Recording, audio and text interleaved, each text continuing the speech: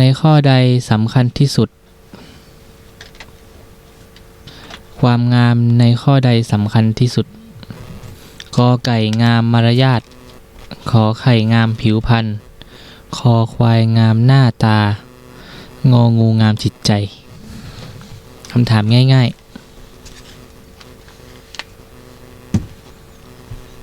อนุจะถามบทบาลีเจ้าจะกราบภาษาทักษมาเจ้าเจริญพรหลวงพี่การเตยเจริญ เจ้า พร และสวัสดีน้องหมาย พี่พรสวัสดี เจ้า ผู้ร่วมรายการธรรมะใช้เครียดทุกท่านนะเจ้าข้อนี้พี่ฮอนตอบข้ององูเจ้างามจิตใจเจ้างามจิตใจนอพรป่าเศร้านะเจ้าเดี๋ยวนะเจ้าคุณผู้ฟังท่านไหนจะตอบนับสายตัวนะเจ้าโอ้รักมากสวัสดีเจ้าเจ้า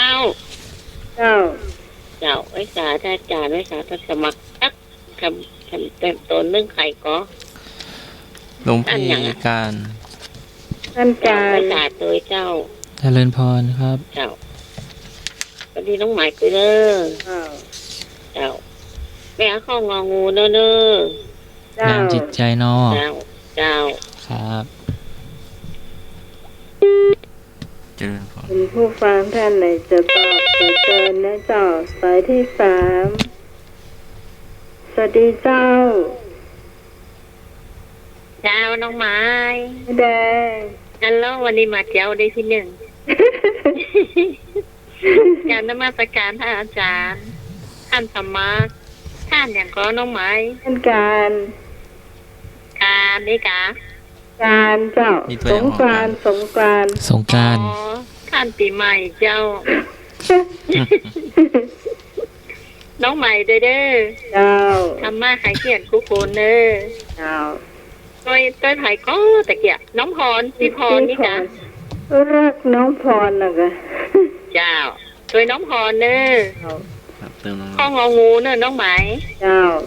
จ้าวันนี้มาเจ้าหน่อยเจ้านี่เขาเจ้าวันนี้เขาเจ้าคำถามเพลงแล้วมาถามกันเดินตะคืนน้ำม่วนขนาดไปที่4เจ้าครับผมมาการท่าจางครับเจริญพรพี่หนุ่ยมาการสู้ลุงการนะครับเจ้าการพี่ไหวนะครับโอ้สวัสดีพี่ไหวนะครับเจ้าเรียกมากเรียกทุกท่านนะครับตุ้ลุงมักตุ้ลุงการงองูครับผมเจ้าเอางูครับเจ้าพี่หนุ่ยครับเจ้าครับมาถึงก็ได้ไข้หัวหนุ่ยหมายนึกมาเนอะไอ้บ่าวดอกแดงเจ้าพี่สาวต้นเปาป้าสุรีเจ้าบ่อสร้างสันกำแพงปิดกองป่าบงสารปีเดือนนะเจ้าแม่นวลป่าแดดนะเจ้าสายว่างแล้วเนอะ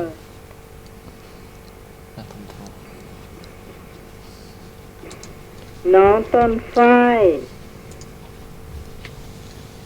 ให้บ่าวหนองบัวแม่บัวเขียวแม่ห้วยลานแม่สมศรีนี่ก็เนี่ยเจ้าลุ่มวัดป่าหินนะเจ้าแล้วก็แม่บุญศรีห้วยลานเนาะแล้วก็แม่สมไม่ขาเจ้าแล้วก็แม่สมควรปุ๊บนะเจ้ามาแถม1สายเจ้าสวัสดีเจ้าสวัสดีท่านถึง2องค์น้องใหม่ตยแม่สมศรีเนอเดินเจ้าแม่เสียวข้ององู แม่สมศรีอยู่วันลุ่มว่าสายหินเนาะ เจ้า อยู่ตัวกันนะครับ อยู่ ติด เตย นี่ กั เนาะ นท่านสมัครว่าอยู่เตยกันนี่ลูก อย่างวันที่9ก็ถึงท่านละ อยู่ติด เจ้าสวัสดีเจ้า เจ้า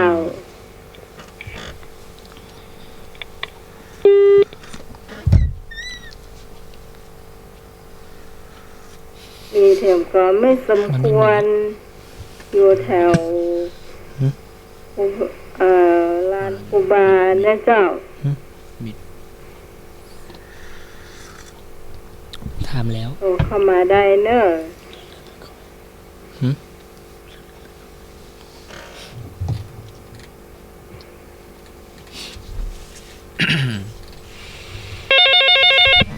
มาเห็นหนึ่งสายที่6เลยเจ้า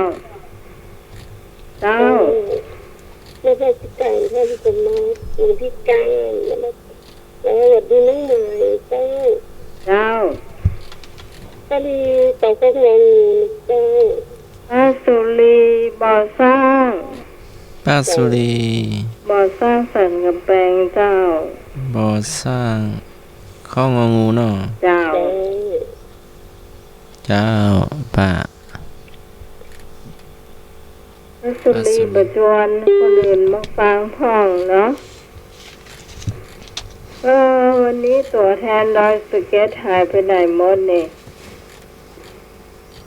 มาเนอะเนาะต้นฝ้ายเมื่อคืนเหล่าเชี่ยจัดหม่วนนะ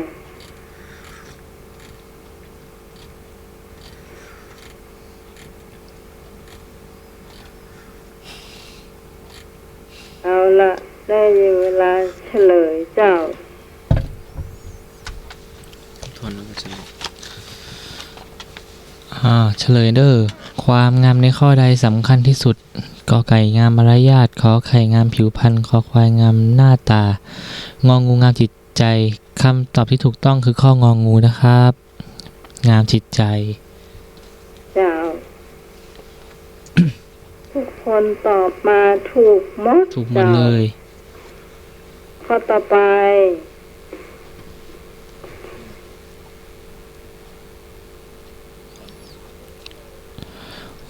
ข้อต่อไปวันที่พระพุทธเจ้าเสด็จลงจากสวรรค์ชั้นดาวดึงส์เรียกว่าวันอะไรตรงกับวันอะไร ผ่านแล้วไม่กี่วันนี้ โอ้หมดค่ะ อันนี้ไม่มีช้อยเนอร์เป็นคำถามแบบ ตอบเองนะ ตอบเลย ประมาณทุกปีเนาะ ถ้าตอบได้หมดก็ตอบเพื่อได้หมดนะเจ้า ทุกคน ทวนคำถามอีกรอบ วันที่พระพุทธเจ้าเสด็จลงจากสวรรค์ชั้นดาวดึงส์เรียกว่าวันอะไรตรงกับวันอะไร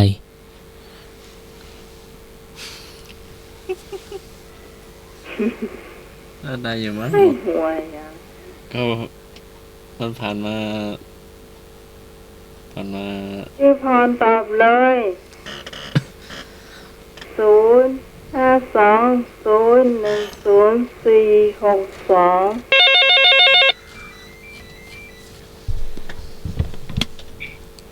เจ้า เจ้าสวัสดีเจ้าน้องไหม เจ้าแม่ห้วยลาน ภาษาท่านสมัครแล้วก็ท่านหนึ่งก็เจ้า ท่านสงกรานต์ ท่านสงกรานต์เจ้า เจ้า เขาตอบว่าวันพระเจ้าเปิดโลกเจ้าแล้วก็พระพุทธเจ้า ลงขึ้นไปโปรดพระมารดาแล้วก็ลงมาพึ่งเป็นยาวิเป็นยาห้องไว้ยาโลกใส่บาตรเทโวโลหะนาเจ้า เจ้า เป็นวัน แล้ว เดี นะ ยว เจ้า แหมน้อยหนึ่งแม่เนี่ยมาเสียเตัวแม่ตอบแหมน้อยหนึ่งขึ้นกี่ข้ามแรมกี่ข้ามยังตอบบ่หมดนะเจ้า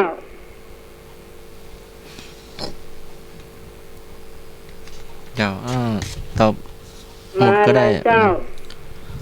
มาแล้วพอจะเพิ่มจะเสริมเติมเข้ามา ในราย จ้าสวัสดีเจ้า เจ้าทุกคนตอบว่าวันพระเจ้าเปิดโลกกับเจ้า อ้าว แล้วก็ตรงกับวัน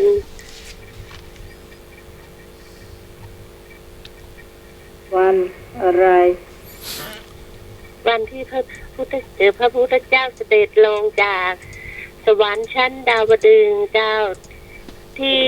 ไปโปรดพระมารดานะเจ้าเสด็จลงที่เมืองสังกษะ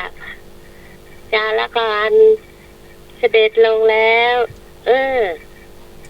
ตรงกับวันที่เป็นใส่บาตรเทโวโลหานาเจ้า ตรงกับวันแรม1 ค่ำเดือน 10ประเจ้า เดือน 10เดือน 10อะเดือน 11เนาะ เจ้า จ้า เรามาพระเจ้าเตียวมาบันไดไหนแม่ พี่ จะมาได้ ถามเลิกถามเด็กพระเจ้าเตียวลงบันไดไหน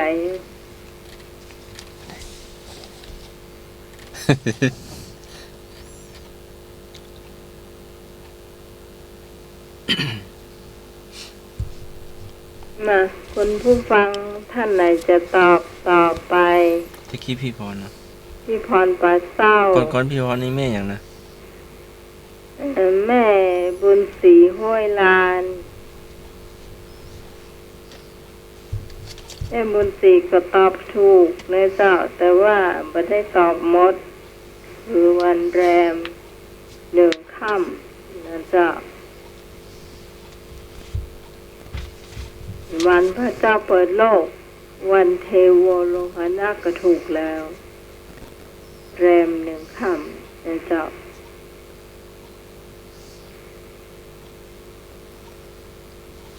จะเสริมตรงนี้ไหม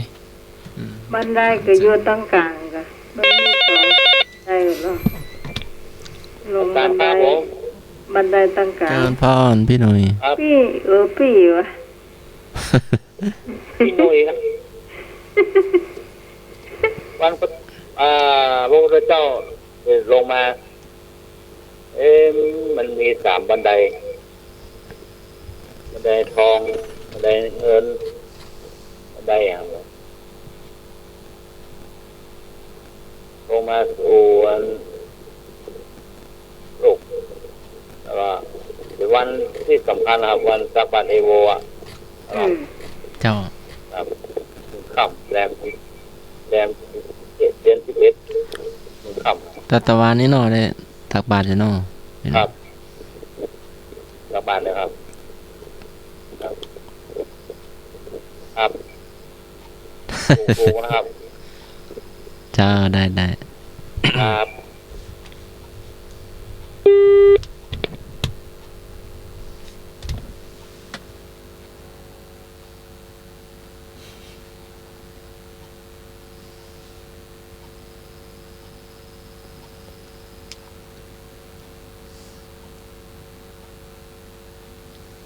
ท่านไหนจะเพิ่มเติมได้เนอะ แฟนพันธุ์แท้ไม่มาวันเนี้ย ต้องทำหาแล้ว เพิ่มเติมได้เนาะเพราะว่ามีทุกปีมาตั้งแต่สมัยพุทธกาลมาแล้วเนาะ เสริม แต่วิธีการจะได้เสริมแล้วก็จะได้ตอบคำตอบโดยเนาะเสริมด้วย เสริมเกี่ยวกับเรื่องหลักธรรมที่ควรนำไปปฏิบัติเนาะ เขาเขียนมาในนี้มีอยู่2 ข้อ ข้อที่ 1หลักความกตัญญูกตเวทีพระพุทธเจ้าก็ได้เสด็จลงมาเพื่อหมายความว่าเหมือนกับแสดงความกตัญญูกับมารดาผู้ที่ให้กำเนิดแล้วก็ดูแลมาเป็นอย่างดี เสด็จมาให้ธรรมะกับมารดาเนาะข้อที่ 2ก็คือหลักธรรมความสามัคคี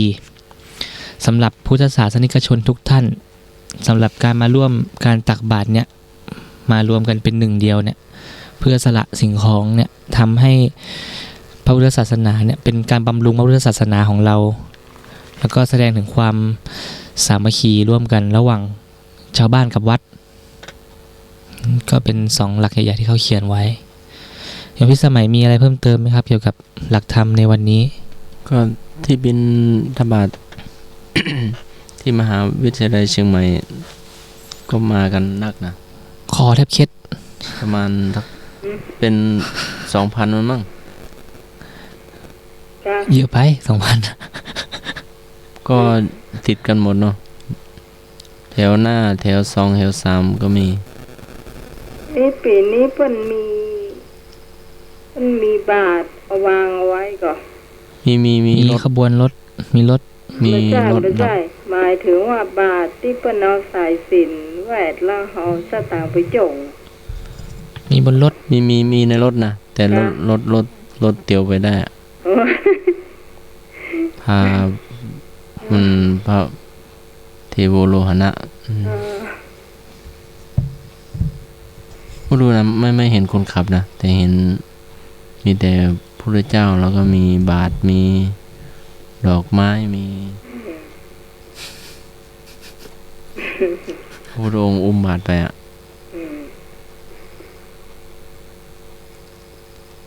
แต่ก็ค่อยไปนะค่อยไหลไปอ่ะ อยู่ไปจ้ะ ไม่มีใครจับสักคนนะ อยู่ทางในกะ ดูโซเฟอร์ก็ไม่เห็นนะดูพลขับก็ไม่เห็น รถนี้ใหญ่เพื่อคนเดียว หรือว่าเขาช่วยกันเตียวไปเนาะ อาจจะอยู่ข้างในก็ได้ แต่ไม่แต่เห็นเป็นล้อนะ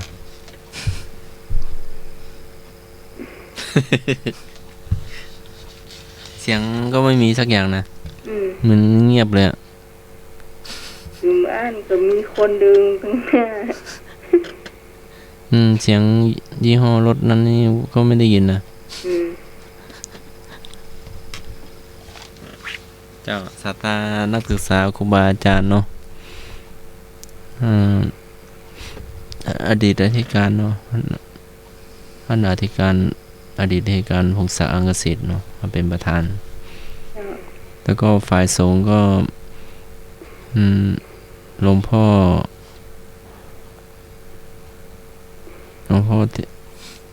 เทพสิงหวราจารย์เนาะ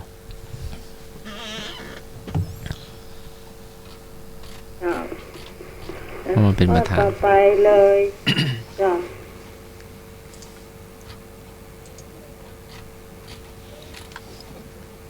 พระสามเณรก็มีวัดพระสงฆ์สามเณรก็บอกว่ามีวัดไฟหินวัดศรีโสดาวัดพระสิงห์เนาะครับเอาข้อที่3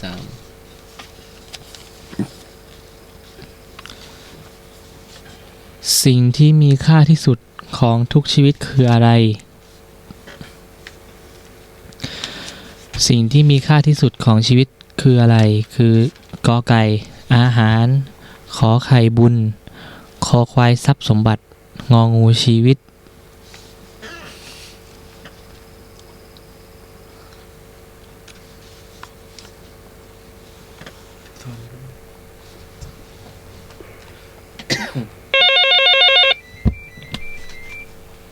ครับผม เจ้า ตอบงองูครับผม งองูชีวิตครับ ครับ เจริญพร ครับดีครับ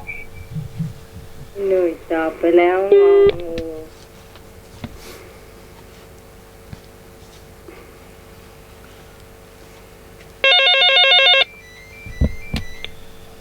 เจ้า เจ้าตัวไอ้หนุ่ยเนอะ เฮ้ยหนุ่ย โอ้โหเจ้า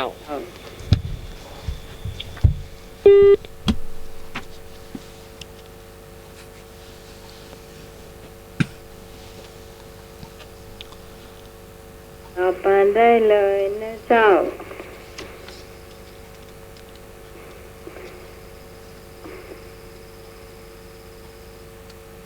052-010-462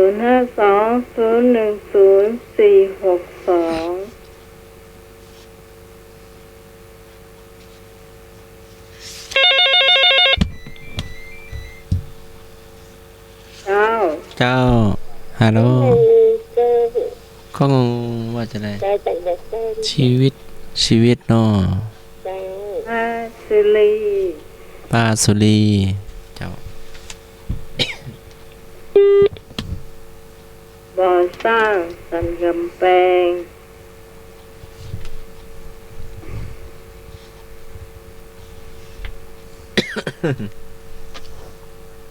แต่ว่านี่มากันนักเนาะ ท่านทวัดเป็นจ้างอู้นะ เจ้าที่ เจ้าข้ององูแล้วเจ้า ฮะ ข้ององูเจ้า แม่สมศรี เจ้า เจ้า ถูกวันนะเจ้า เจ้า มีศรัทธาวัดฝาหินทรงเข้าประกวด เจ้า เจ้าพี่พรกับข้ององูเจ้า วันนี้ถ้าจะมัดปุกกันนะเจ้าน้องไหม เจ้า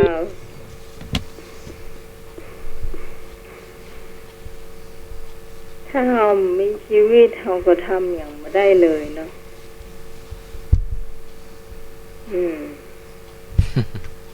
สิ่งไหนสำคัญที่สุด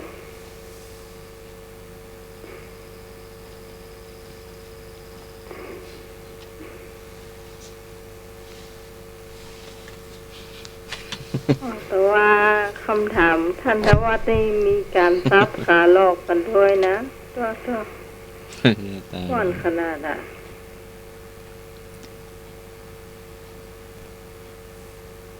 บอกว่าวันนี้มีการเตะกันอย่างก่อนเนาะทางวัดเจ็ดยอด เจ้าเห็นเทศอยู่นะ ฮะ เห็นอาจารย์ท่านส่งเทศมา เทศ ถ้ายังมีเทศก็ ว่า ส่งเป็นอะไรมาเราติดต่ออาจารย์ไปก็ยังไม่ได้ แต่เห็นส่งเทศมาสองฝ่ายส่งไฟล์เป็นเสียงเทศมา อ๋อมันแสดงว่าเทศแบบเซตเตอร์ก็ เจ้าส่งมา2 ไฟล์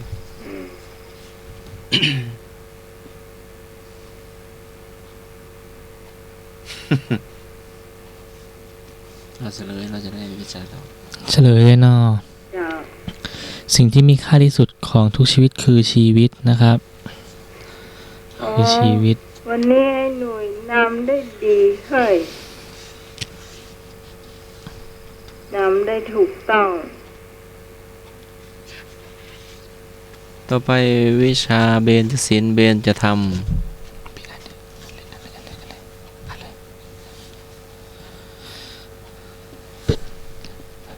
สิกขาบทที่ 3 บัญญัติขึ้นเพื่อให้มีความรักในเรื่องใด กอไก่มีความรักชาติ ขอไข่รักเพื่อน คอควายรักคู่ครอง งองู รักองค์กร ง่ายมากนะเจ้าคำตอบนี่ต่อไปถาม ต้องเกิดนักเลย ถามซ้ำกัน เจ้าพี่พรตอบข้อคอควายเจ้ารักคู่ครองเจ้า เอาที่พรป่าเศร้านะเจ้า อันนี้เป็นยังไม่ได้ยินเสียงเอกพะเยาเลยเนอะ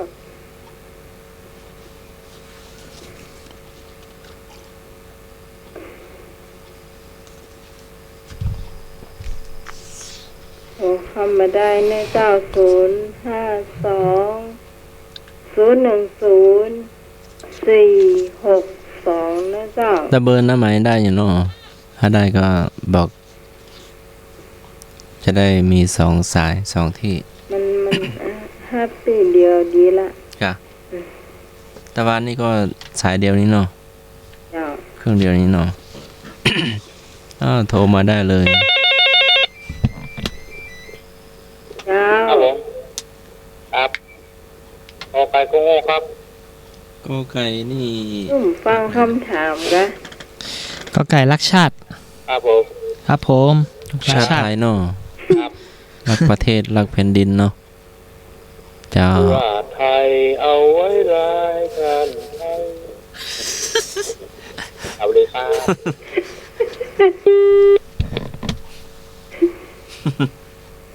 เพิ่นทำกรรมสังวรจ้ะ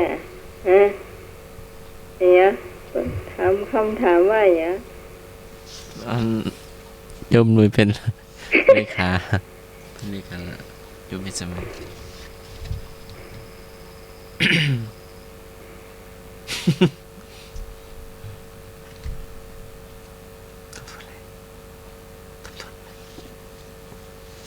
ทบทวนคำถามอีกรอบนะครับ สิกขาบทที่ อืม 3บัญญัติขึ้นเพื่อให้มีความรักในด้านใด สิกขาบทที่สาม ในเรื่องใด อืม กอไก่รักชาติ ขอไข่รักเพื่อน ขอควายรักคู่ครอง งองูรักองค์กร บทที่สามก็คือข้อสามนั่นแหละ ศีลข้อ3เนาะ กาเม สุมิชฌาจารา เวรมณี สิกขาปะทังสมมาธิยามิ รักชาติ ชาถูกต้อง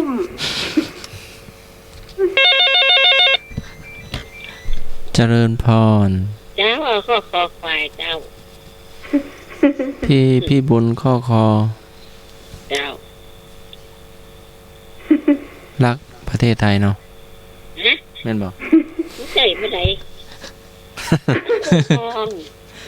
รักคู่ครอง เจ้า เจ้า ไอ้หนุ่ยอีกล่ะรักชาติไอ้หนุ่ยอ่ะ แม่หนุ่ย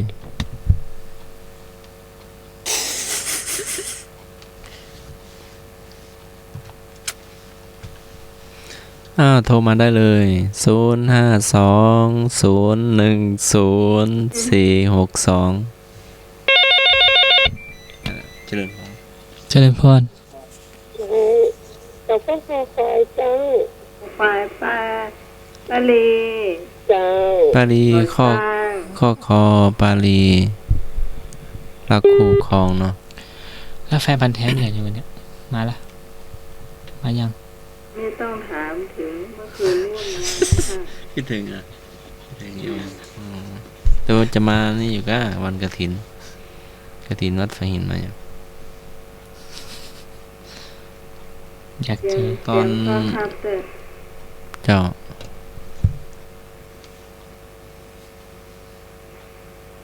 มาคนหลวงพี่จะมาตัวเต้ๆแล้ววันกฐินแกว่าจะมาอยู่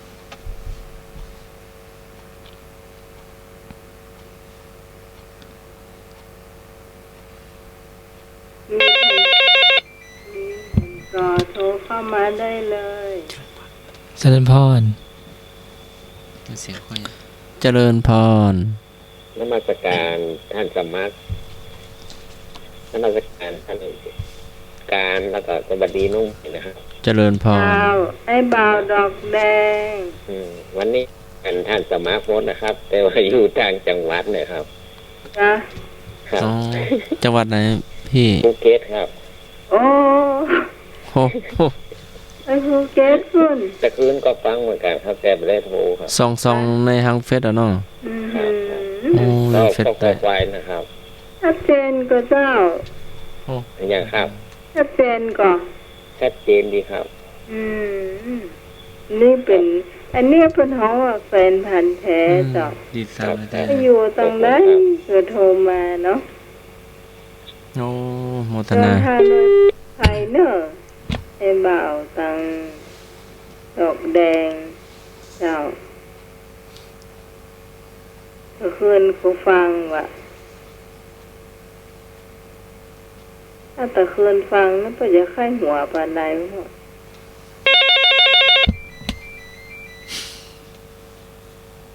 จ้าสวัสดีเจ้า ข้อคอควายเจ้า คอควาย ย เจ้า แม่สมศรี รักชาติ สวัสดี เจ้า นี่สมศรีข้อคอรักคู่ครองเนาะ แล้วก็สันดวัตเสียงยังเข้า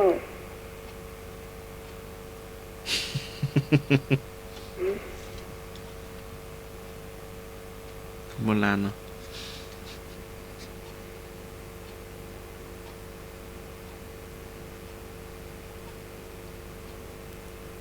มีแถมก็คุณผู้ฟัง โทรเบอร์ นี่มีเบอร์อาจารย์เนาะจ่ายยังไม่ว่างอ่ะ อ้าวหมดแล้วยังมีแฮมกอ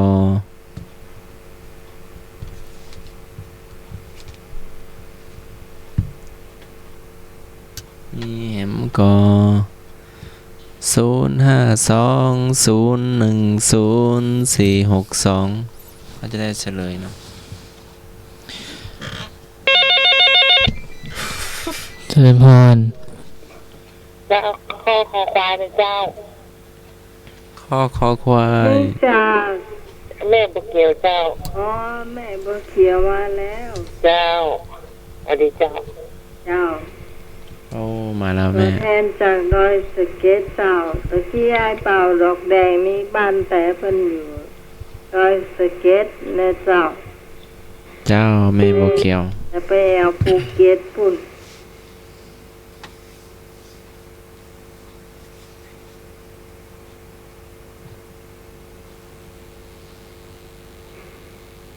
มีแถมกระเจ้าคุณผู้ฟังที่จะตอบข้อนี้เจ้า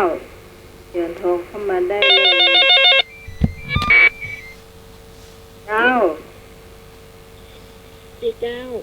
เจ้า เจ้าดินก็เจ้าดินก็เจ้า อีกนิดน้อยเดียว พี่น้อยเดียว นี่น้อยเดียว เจ้า แม่ลองเร่งวิทยุหน่อย จากไหนเจ้า อ๋อครูบาศรีวิสัยเจ้า อ๋อแม่สมควร เจ้า ตรงลานกูบานี่กะ ฟังอยู่นะเจ้า แต่ว่าไม่ได้อันโทรมาได้ อ๋อนี่เหรอชัดเจนเหรอ แม่แม่สมควรตรงลานกูบานี่เนาะ เจ้า อ๋อ ตรงก่อนถึงวัดทิสุดานี่เนาะติดกันนี่เนาะ เจ้า อ๋อ ให้กำลังใจนะเจ้า อาจารย์เจ้า ปิดน้องมีสมัยเจ้า เจ้า เจ้าสวัสดีเจ้า เจ้า ตอบรับเรียง คุณจะนักนะเจ้าแม่สมควร ตอบเลย นะเจ้า ลืมขอรีบฟัง เจริญพร เจ้าส ใคร วัสดี ตา เจ้า เจ้า เจ้า น้องไม้ เจ้า แม่ตัวแม่โบวเขียวเนึง แม่บัวเขียวได้ยินแล้วเนาะเพิ่นเสียงเพิ่นมาแล้ว แม่แดงกะ ตัวแม่โบวเขียวเนึง แม่ตัวหลวงพี่กันเนาะ แม่สีนวลมาแล้วกะ กันนั่นนะ เสียงสามยอดก็มาท่านอ เจ้า เจ้า เนาะขาดที่สายเสียงสามยอดแม่นวล เจ้า อืม เจ้าน้องไม้ อันนี้น้องต้นฝ้ายก็ยังไม่ได้ยินเตื้อ ก็เดี๋ยวว่าถ้าจะมาแล้วกะเนาะ เจ้า เจ้า เจ้าแม่แดง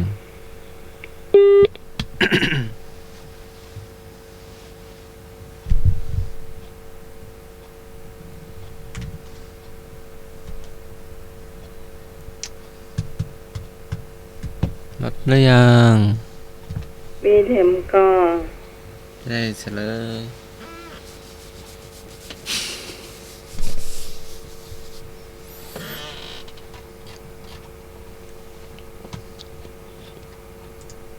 เฉลย เฉลยเลยเนาะสิกขาบทข้อที่3บัญญัติไว้มีความรักในเรื่องของคู่ครองเนอะก็สิ่งข้อ3ของเรานั่นเอง การเมสุมิจฉาจาราเวรมณี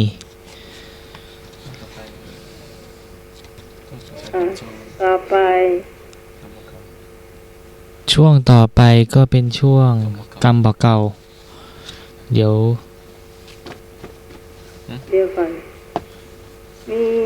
แถมสักข้อก็เบญจศีลเบญจธรรม ทำสักข้อหนึ่งเนาะทำสักข้อปะน้องพี่ทันทำเลย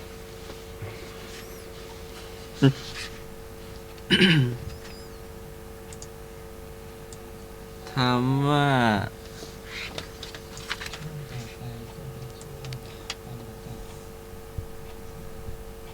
วิชาเบญจศีลเบญจธรรมถามว่า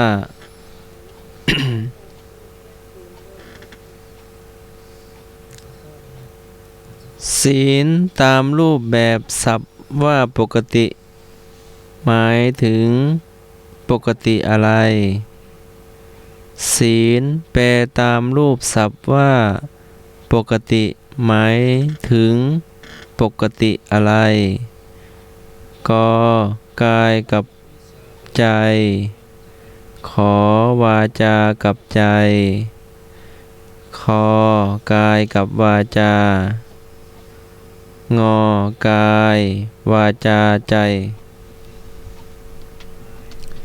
ศีลแปลตามรูปศัพท์ว่าปกติหมายถึงปกติอะไร เจริญพรเจริญพร เจ้าอีคอนตอบข้ององูกายวาจาใจเจ้า โอเค แล้วน้องใหม่จะตอบข้อควายนะเจ้า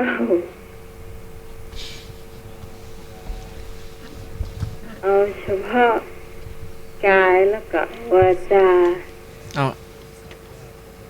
เดี๋ยวค่อยมาว่ากันเนาะ เจ้า ท่านไหนจะตัวหน้าไหมก็ได้ เพราะว่าวันนั้นได้ยินท่านทวัฒน์เป็นอธิบายให้ฟัง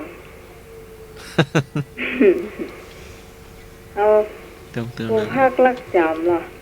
เติมการได้ไงไฟไหม้หมด เอาลักจำเอา เอาไม้ เจ้า แม่จะคุณ เจ้า เจ้าเป็นดูลูกฟังเปิ้นว่าเอาแถมข้อหนึ่งเนาะเปิ้นจวนกันเปิ้นยังเปิ้นจวนไปไหนยินดูเนาะ เจ้า ยินเปิ้นจวนเอาแถมข้องเนี่ย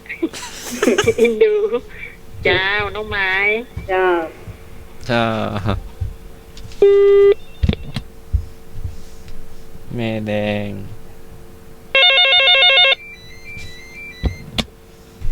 ครับผม เจ้า หัวกอไก่กุ้งโง่ครับ ก็ไก่พี่หน่อย ครับผม เอาไก่นี่อย่างโอ้เนอะ อันก่อนแม่แดงนี่พี่อย่างนะ มันไม่แดง ก่อนแม่แดงอ่ะ พี่พร พี่พ่อเราข้ออย่างนะลืมนะครับกำลังจะจดไว้ พ่อ พ่ององูเนาะ กายวาจาใจ งองูพี่พร เอาพ่อกายวาจา ไม่มีใจ เจ้า ครับ เจ้าพี่แดง รอข้อคอควายนะครับ ไอ้บ่าวดอกแดง รอข้อคอควายครับ เจ้า พี่ เอา บอ ไป ล เนาะไหวเนาะ สามารถใครรับเนื้อหันนะ นั่งแค่รับกว่า ขอบคุณค เอ รับ อนั่งดีๆคนส่งพออยู่ นั่งแค่รับหรือว่านั่งใครตกเก้าอี้ นั่งใครรับเป็นรักพออยู่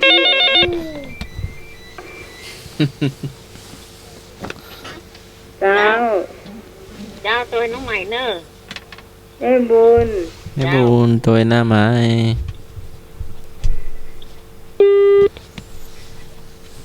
ให้บ่าวดอกแดงเจ้าโอ้เป็นอยู่อันพูนผู้เก็บคุณเจ้าเดินทางไกลตลอดสวัสดีเจ้า ยังข้อของควายเจ้า ของควายปัสลี เจ้า ตาสุกี บ่าวซ่านสันกับแม่เจ้า แต่คำตอบจะเป็นจะได้บ่ฮู้แต่ว่าวันนั้นน้องใหม่จำขึ้นใจเลยนะอันวัดเพิ่นอธิบายเรื่องเนี้ยศีลเนี่ยเจ้าศีลนี่ จะมีจำกัดแค่สอง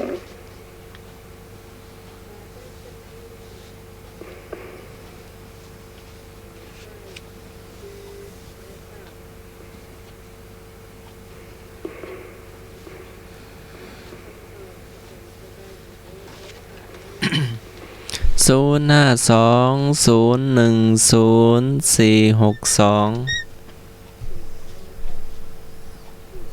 มีเห็มกอเป็นวิชาวินัยมุขและเบญจศีลเบญจธรรมธรรมศึกษาสันติจากมหาวิทยาลัยมหาจุฬาลงกรณราชวิทยาลัยเนาะที่ครูบาอาจารย์ได้เรียบเรียง เบญจะท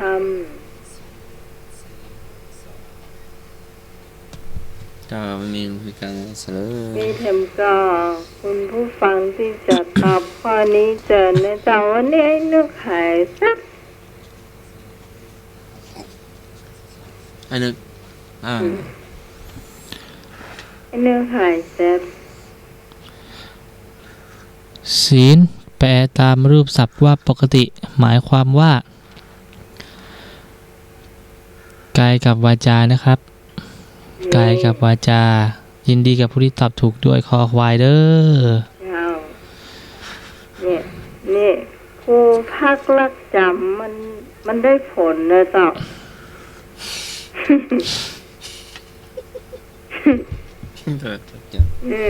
มันเป็นไงเราอธิบายเนี่ยผมผู้หามันยังงง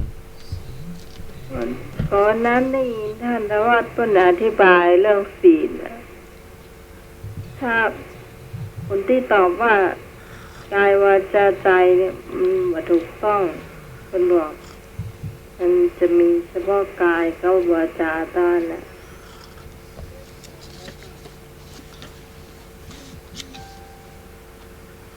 ต่อไปปิดกรรมหมกเก้า คำบักเกาคำบั จาก ก เกาก รรมหมกเก้าแล้วเขาจะมาเล่นยาตะวาเนอะเตรียมไว้เนอะคุณผู้ฟัง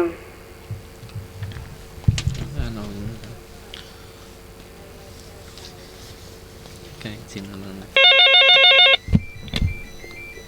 นะพยามาก่อนกรรมหมกเก้า ครับผม เจ้า อันนี้เก่าแท้ๆนะ เจ้าแต่ ครับเอามันนะเรา ฮะ กำนี่กำเก่ามันนะ อืม ผู้เน่า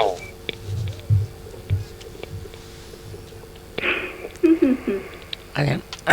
อันยังนะ ผู้เน่า ผู้เน่า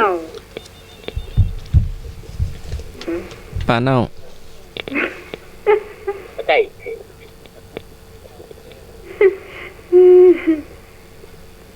เดี๋ยวไอ้หนุ่ยวางตะพุ่น แกงเน่าว างตะพุ่นเปิดโทรศัพท์เครื่องใหญ่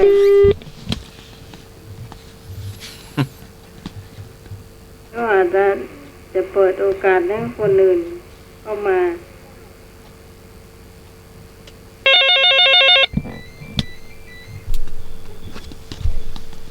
เจ้า นมัสการครับผมแฟนพันธุ์แท้ครับแปลว่าด่ากะผู้เน่าอ่ะผู้เน่าอ่ะ ความด่าครับนมัสการครับ ด่าว่าใดว่ามีใครใช้คำว่าหูเน่าคือด่าหรอก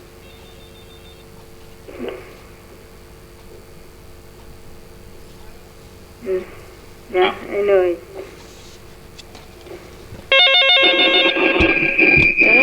ยตาย เป็นว่าอย่างเขาเจ้า คำว่า อีกจ้ะ คำว่าหูเน่าบ่ได้ ฮัลโหลเจ้าได้ยินกับเจ้า เจ้าไอ้หนุ่ยอันปิดวิทยุเลย คือให้เน่าอีกกะเจ้า เจ้า ถ้าให้เน่าอีกก็หมายความว่ากินเลยเจ้า แม่น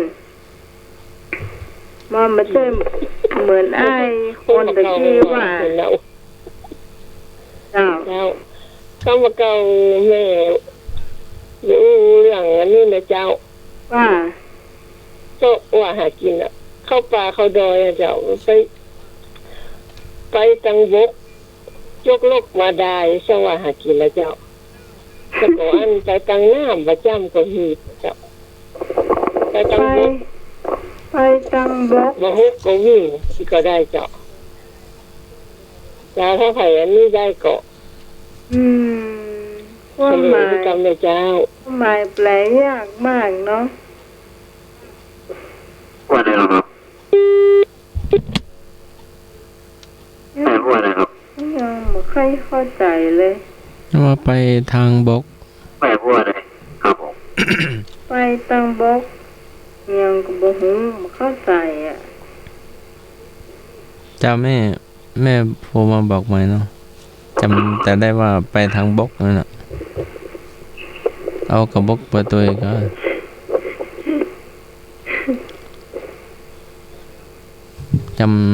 จำใจความได้เนาะเดียว เอาเปล เจ้า เจ้า ไปตังบกบ่ฮุกก็วิ่ง หรือว่าอันก็ไปตังบกยกลกมาได้เจ้าเข้าไปซ่องว่าหากินแล้วป่าในดอยเจ้า ไปตังบ แล้ว ก ก็ไปตังน้ำประจำก็ฮีแต่จากคนบะเก่าเป็นว่าอย่างอีเจ้า อธิบายว่าใดเจ้า จำได้ก็น้องไหม แม่อธิบายเลยเจ้า เจ้า แม่อธิบายเลย อันเวทอธิบายก็ได้เจ้า เจ้า พอไปสวาหากินไปตังบกยังแม่ไปวันนี้เนาะ เจ้า แม่ไม่ไปซ่อเฮ็ดมาได้เฮ็ดซักดอกปิกมาบ่ได้ใช่ อยากบอกว่าไปตังบกยกลกมาได้ เจ้า แล้วมันก็บ่ฮกก็วิ่งคนบะเก่าเป็นว่าอย่างอีแล้วก็ไปตังน้ำนี่มันถึงบะจ้ำก็ฮีบบ่จ้ำก็ฮีบ่กุ้งก็นิ้วอ่ะเจ้าเลยเจ้า เจ้า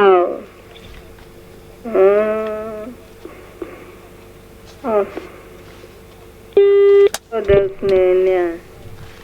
อันเนี้ยเอาบะเก้านะ เจ้า เจ้า ไหม เจ้า กลับมาห้องรอเหรอ ห้องรอเดี๋ยวเขาก็อยู่ว่าห้องรอทำว่าอู้เรื่องอันที่กำไม่เหนื่อยอู้แต่ที่หูหนาวกว่าเนาะ อันยัง หูหนาวแปลว่ากิน อ๋อพูดเน่าอีก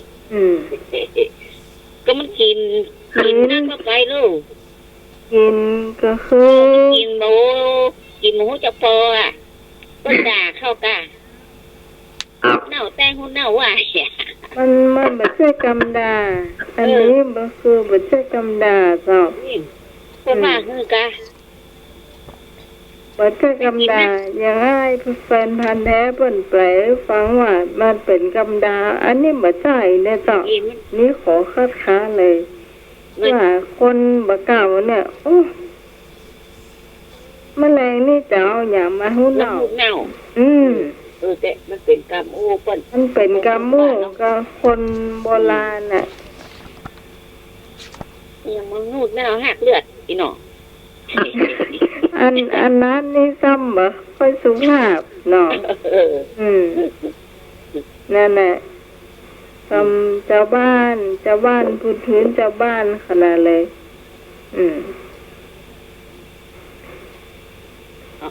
แม่ว่าอย่างก็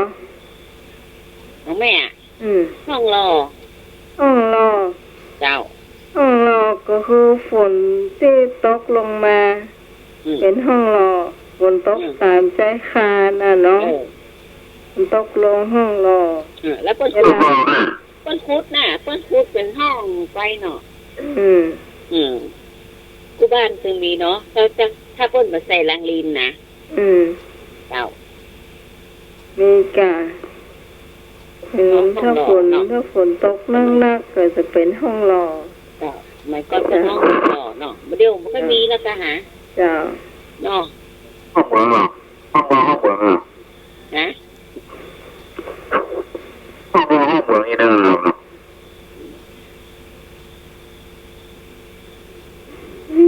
ชัดกันนี่ไอ้หนุ่ย เสียงไอ้หนุ่ยมันมาชัดเนาะ นี่บอกค่อยชัดอ่ะ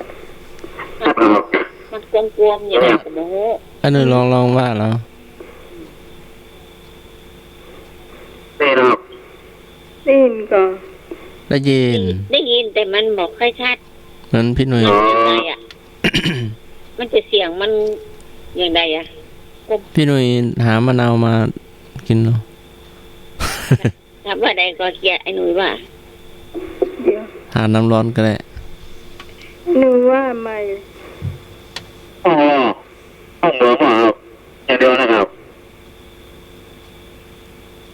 ห้องรออย่างเดียวแม่นก่อน แม่นห้องหลอกเป็นห้องหลอก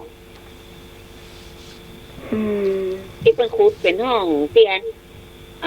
ห้องน้ำย้อยอันแจคาที่มันย้อยลงไปในห้องอะเนาะน่ะห้องหลอก อันนี้ต่อค่าหรอก่อน ย้อยแจคาลงไปน่ะแล้วเปิดกับคูดเป็นห้อง ถ้าคนไรลูกนี้นั่นหรอไม่หรอ แล้วมาคูดมาก่อนเข้าพื้นกันล่างกะเนาะ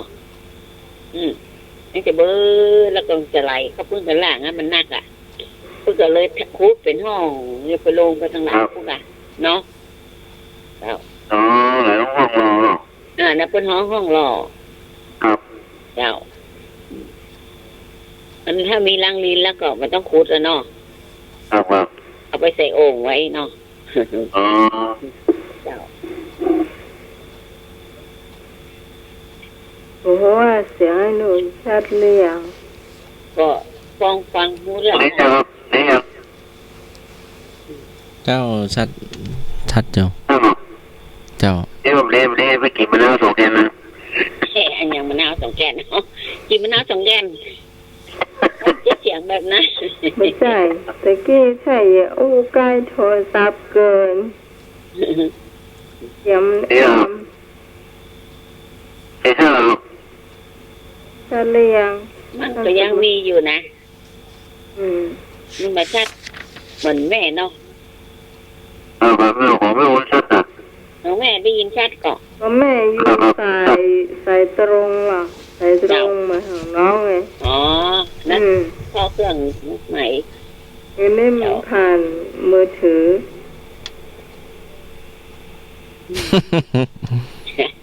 เจ้าแล้วมีสำคัญเนอะแม่เนอะ เจ้าไหม เจ้า คนหนุ่มเพื่อเอาตังเก้าคนเท่าเพื่อเอาตังปลาย คุณลุงมันแข็งแรงหรอ แบกไม้กะแบกไม้ คนหนุ่ม มันแข็งแรงหรอคุณชอบ เนาะ กินแล้วแกยังฟ้าร้องแบบปุ๊บปุ๊บอ่ะ มันนักอย่าเนาะมันตังเก้ามันใหญ่อย่าเนาะแล้วคนเท่าเหรอตังปลายอ่ะ เอาแบบนี้นะเอาไปนู้นก็นะเอาแต่รอหน่อยอ่ะ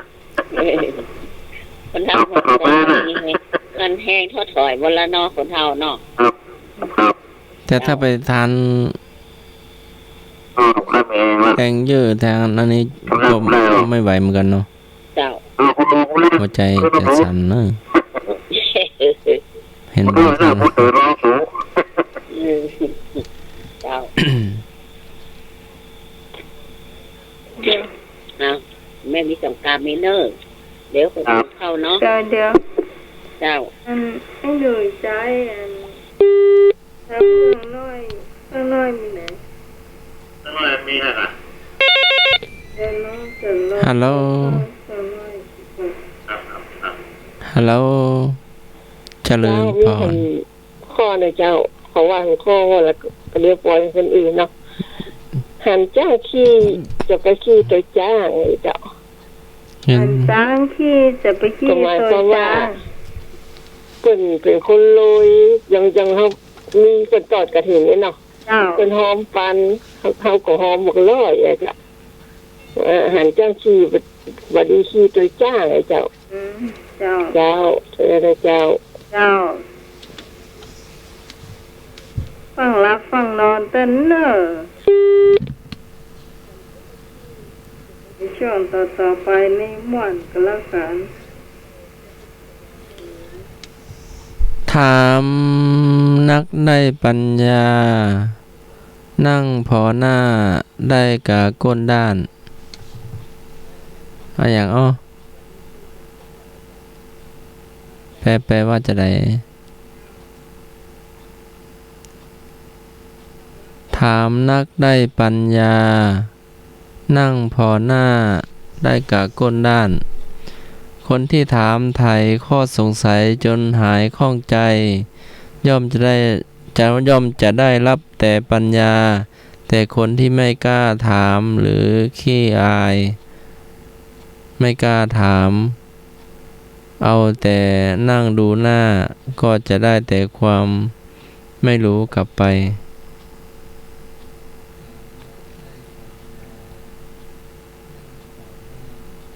เพิ่มเติมก่อน ทำไมเพิ่มเติมก่อนท่านไหนเพิ่มเติมได้เนอะ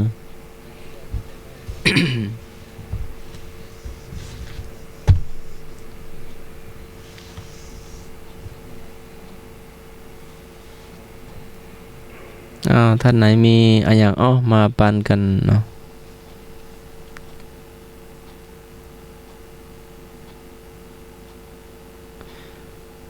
ถึงจะอยู่ขวางเงินขวางคำก็บ่เต้าฝนหำแสนหาถึงจะอยู่ขวางเงินขวางคำก็บ่เต้าฝนหำแสนหา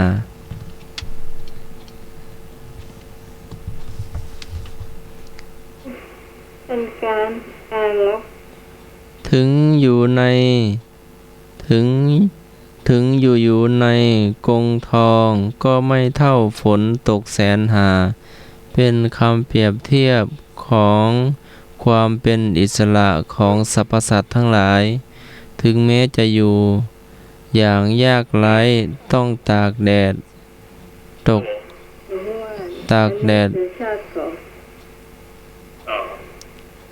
ลำฝนอย่างไร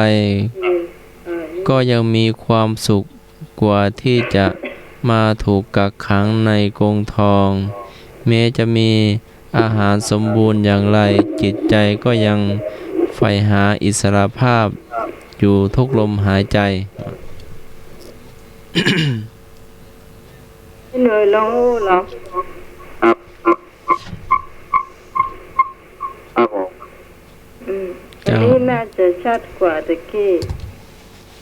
คนครับเจ้าชัด วิทยุอ่ะแต่ดังวักอยู่วิทยุเปิดลำโพงก่ะ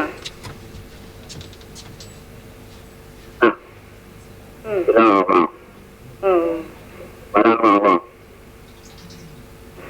แต่ละ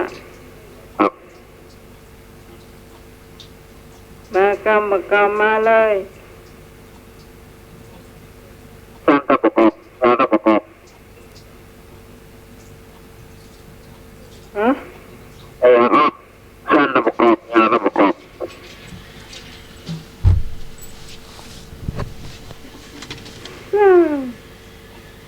อะไรนะพี่หนุ่ยทบทวนหน่อยพี่หนุ่ยทบทวนใหม่เลย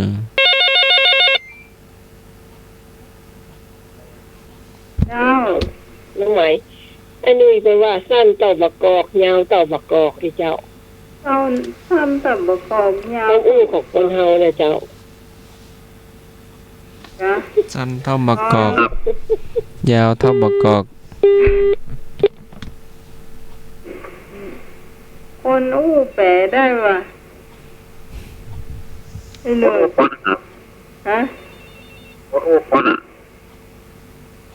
ยาวแต่งอินจะเปรียบสัตว์อู้ป่าสัตว์อู้ป่าครับอู้แต่งอินอู้คนยาว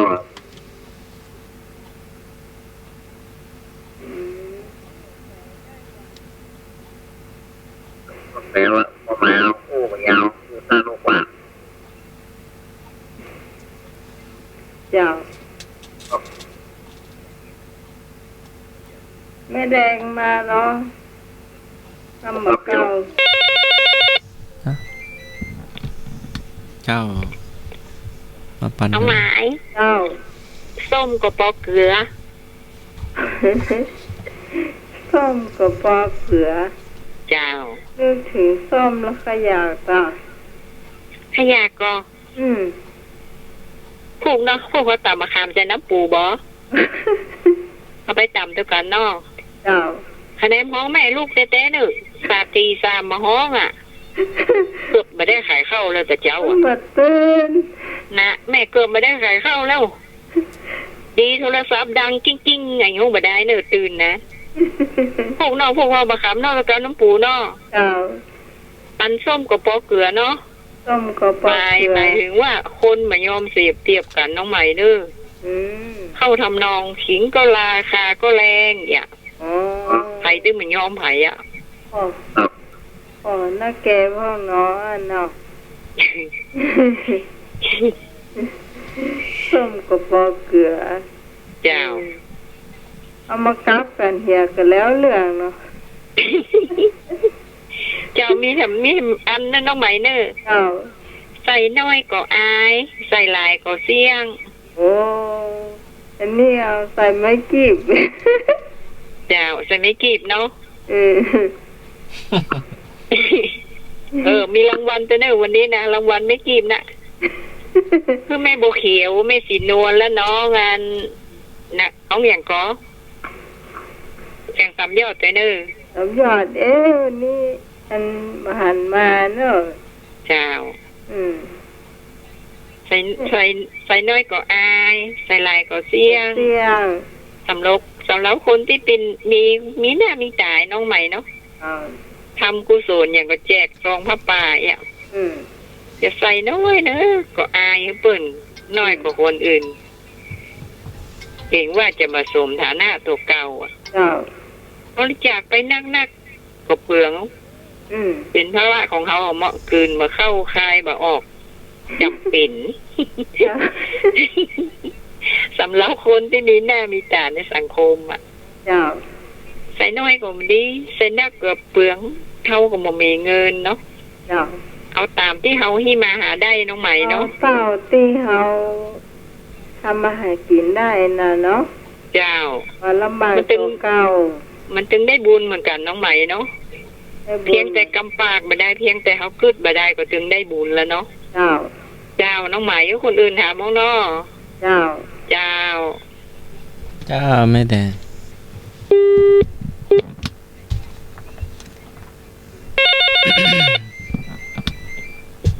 ฮัลโหลเจริญพร เจ้าอะไร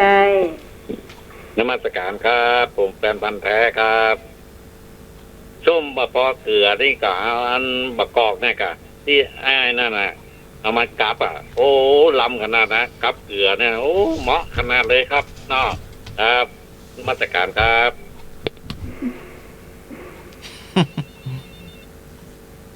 ไม่เหนื่อยไม่เหนื่อย มะกอกมาจิ้มเกลือเหรอ ฮัลโหล เจ้าว่าได้เจ้า มีสาย น้อง มา ใหม่ถามไม่แดงดอกจอมหล่อมเนี่ยน้องหมายของว่าจะได้เจ้า นี่ จะได้ จอมลม เขาว่าจอมหล่อมถามไม่แดงกับเจ้า เจ้าแม่แดงมาตอบผู้กรรมไม่น่าจะขมจอมลม เจ้า เจ้าจอมหล่อมนี่กะ เจ้า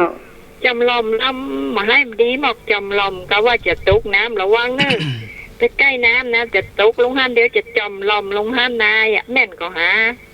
น้องนวลเขากินแกงอะไรอย่างมันขมจอมลมเนี่ย หน้าเนาะคมจำลอมมีเนาะ ยังแก ก็ ง เดี๋ยวว่าอย่างเขาไปใกล้ตาใกล้น้ำจะไปเนอะก็เดี๋ยวจะจำลอมลงห้านแล้วนะอย่า อืม ตะกี้ใครถามก็ ป้าสุรี พาสุรี ดีบ่อสร้าง เจ้าถามเป็นตัวเนอะถ้าถูกแม่จะเอาให้เปิ้นสองไม้เสียบนะ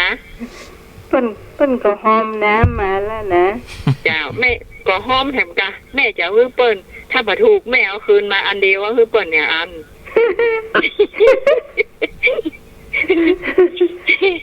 ก็คือเปิ้นสองแม่เดี๋ยวคือแม่อันเดียวถ้าบ่ถูกอะเจ้าถามเน้อเอิ้นตอบตัวละเน้อเจ้าน้องหมาย เจ้า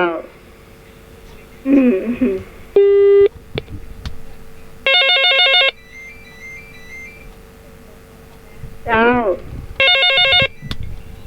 น้องหมาย เจ้า ขอบคุณแม่แดงตัวเพราะว่าป้าลีก็บอกค่อยเข้าใจเท่าใดอะเจ้าเอาแต่ว่าได้หลายความหมายเนาะ เจ้า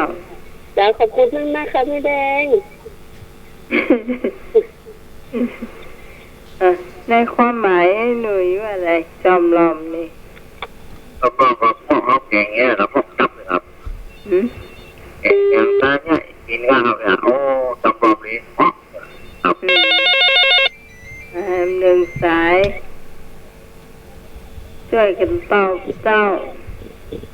น มัสการครับผมแฟนพันธ์แท้ครับ ว่าได้จอมลอม จำลอมนี่คืออันรูปร่างลักษณะเนี่ยก็จำลอมมารูป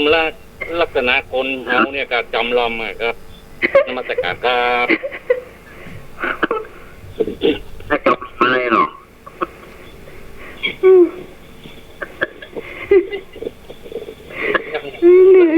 เหนื่อยใครวะ จำลอมมา ปีหน้าคนเดียวจับปลอมมาหรอ หนังคนเดียวมันต้องเป็นจอกปอก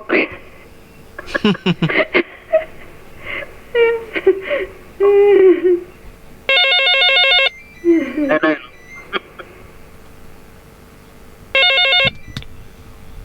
เจ้า น้องหมายโค้งห้าโคนอจอมหล่อมไทยหมอบไอ้หนุ่ยนะนี่ เจ้า อดีต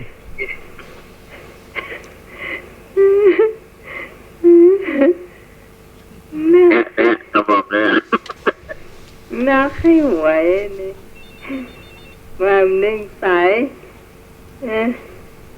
เจ้ามาเลยโอ้เสียดายท่านนวัดมาเข้ามาซะ จับปลอมหรอว่าได้หรอได้นะ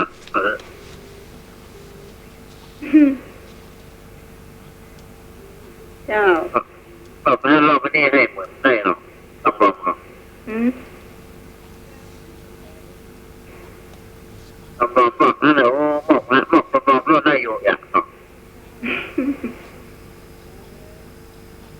จะได้มา เนี่ย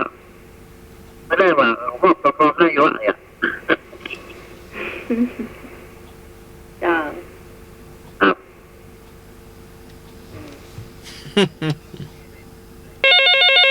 เจ้ามีสายมาเนอะ สวัสดีเจ้า น้องหมาย มาแล้วไม่สม อันที่ขุมตำลอมนี่กับเจ้า เจ้า ขุมตำลอมนี่คือว่าบะขุมนักบะขุมน้อยมอกกำปอเจ้า หนกหม้อหม้อเนาะ มอกหม้อนะเจ้า อันหม้อแกงพระขี้เสียดนี่หม้อหม้อ แม่ เนาะ มอกล้อมเนี่ยเจ้า เจ้าเอาหีบน้ำมาตัวเนาะ น่ะหวานน่ะขุมตำลอมเป็นหวาน เจ้า อัน ไม่สมมาแล้วไม่สมจะซบไหมคะคำต่อไปเผื่อจะเอามาเจิญมีเห็มก่อเนอะคุณผู้ฟัง เจ้า ครับไหวสาพันสมัครสวัสดีคุณพี่สมัยครับผม เจ้า โอ้ สวัสดีทุกท่านด้วยนะครับ ลงมาแล้ว มาแล้ววันนี้ไอ้พงษ์ เจ้า มีคำว่าเจมแรมครับ แจมแรม เจมแรมความหมายก็ถ้าจะคล้ายๆกัน แม่แจม เจมแรมอย่าง แม่แจม ใครขยายความได้ก็เชิญเลยนะครับผม เอาล่ะโอ้ยว่าใดนี่ ผมว่าได้ครับ แจมแลม แจมแรมนี่แจมแรมเลยครับของกินแจมแรมของกินก็ได้ครับแจมแรมเลยครับ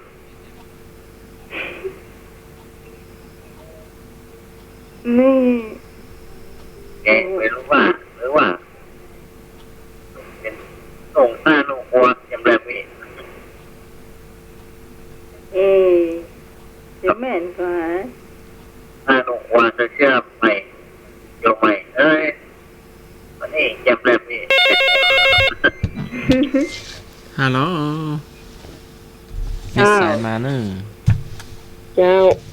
เจ้า จำแรมนี่ก็ของกินเขาหน้ามีจ้ะจางจำแรมจางจะแล่ไว้อย่าเจ้าของกินเขา อืม นี่จะลำอย่าเจ้ามันจำแรมไว้มันจางอะไรยังอย่า อ๋อ ไปยันเจ้า โอ้จะปรุงรสจะได้เนาะนั่นเถอะ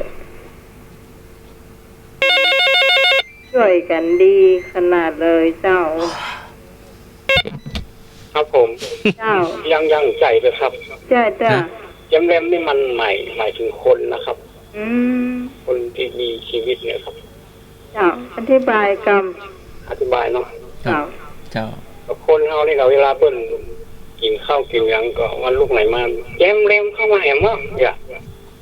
เอ๊ะ มองว่าแจมแรมครับกำบักเก่า อัน แจมแรมเข้ามาหาเปิ้นน่ะเหมาะลูกที่ไหนที่เบามาอย่ากะครับ อ๋อถ้าเป็นกรรมทางเชียงใหม่นะไอ้คง ครับ ก็จะฮ้องว่าเห็นลูกไหนลูกเปล่าจะเหาะมาเหมาะอย่า ความหมายเดียวกันนะ เจ้า แจมแรมมาแหมเหมาะก็ลูกที่ไหนมาก็บ่ฮู้อย่าแจมแรมมากินข้าวที่เปิ้นน่ะเหมาะเพิ่นยังบ่ตันห้องเด้ออย่างน่ะครับผมครับ เจ้า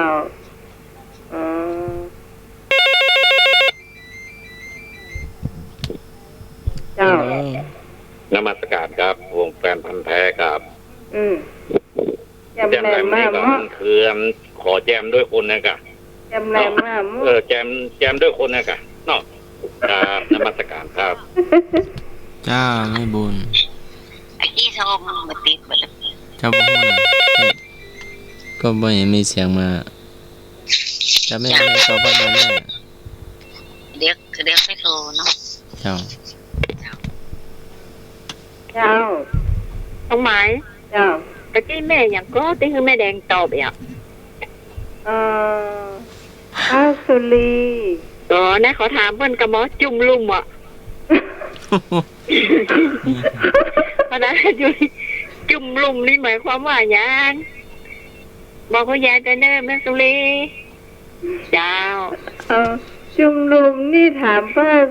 สุรีถ้าอย่างบ่ได้ต้องไปถามแม่บัวเขียว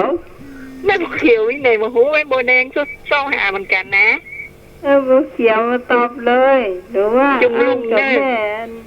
ห้วยลาน เจ้า มาเลยสองท่านเนี่ย เจ้าไม่เสียบคน2 อันเด้อ เอา เสียบกระทางเด้อ เจ้าจุมลุมมาให้หน่วยตอบก็ได้นะ ลุงอ่ะ นอนกุ้งลุงอ่ะกุ้งลุงอ่ะ ฮะ คนนอนกุ้งลุงอ่ะจุ่มลุงอ่ะ โอ้เป็นว่ะ นี่นะจุ่มลุง เจ้า น้องหมาย เจ้า ขณะชมลมไม่ดียังบอกเคลียร์เลยแล้วชุมลุมจะไปไหนเนี่ย จุ่มลุม มันรับเนี่ยขณะชมลมยังบอกให้เคลียร์เลยนะ ปลีนะจุ่มลุมนี่มันน่าจะหมายความว่าคนอาบน้ำในแม่น้ำอ่ะ แก นุ่งผ้าถุงแล้วเฮาก็จุ่มตัวเฮาลงไปอ่ะ จุ่มลุมอ่ะ ขณะจำลอมไม่รีได้ยินเขาอู้กันนะเปิดอู้กันเนาะ ยังไม่เคยเข้าใจเลยถ้าจุ่มลุมมันเป็นกันไงเลย ไอ้หนุ่ยว่าไหนนอนกลุ่มกระลุมอ๋อ ขนาดอันอย่างก็ปกระตืนเก่ายังกลุ่มกระดุมเลยนะ กระตือนไอ้หนุ่ยก็มี เดี๋ยวจ่ายคนอื่นมึงนะ แม่ห้วยล้านมาตอบเลยแพ่บูเขียวได้เลยเหล่านี้น่าจะโหมาเลยเจ้าแม่ห้วยล้านแม่สมซบแม่ค่ะ จุ่มลุ่ม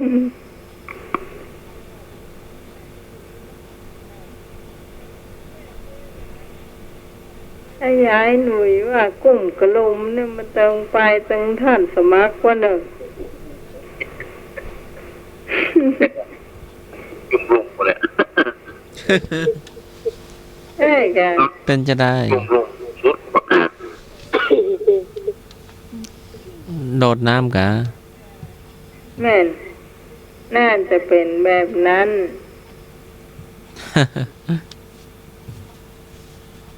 บ่เคยได้ยินเนาะ เวลาหอยเอาอย่างก็ได้จุ่มเข้าไปให้พักได้อย่างก็ได้ ว่าสุกอ่ะแต่คนที่มันสุกแล้วมันเนาะจุ่มลุงมันเนาะจุ่มลุงก็ยกมันเนาะ สมมติว่าเราลวกเส้นก๋วยเตี๋ยวเนาะ ครับ เขาปวดใจมันใจเป็นว่าเอาใจลวกอะจุ่มเข้าไปแล้วก็จุ่มดุมเหมือนกันนะเนาะ ครับ ได้เหมือนกันวางใส่กัน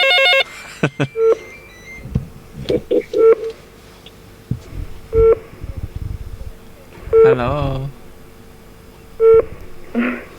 สายตางขอน้องใหม่บอกว่าในเจ้า จุ่มลุงนี่บอกเคยได้ยินแต่ว่า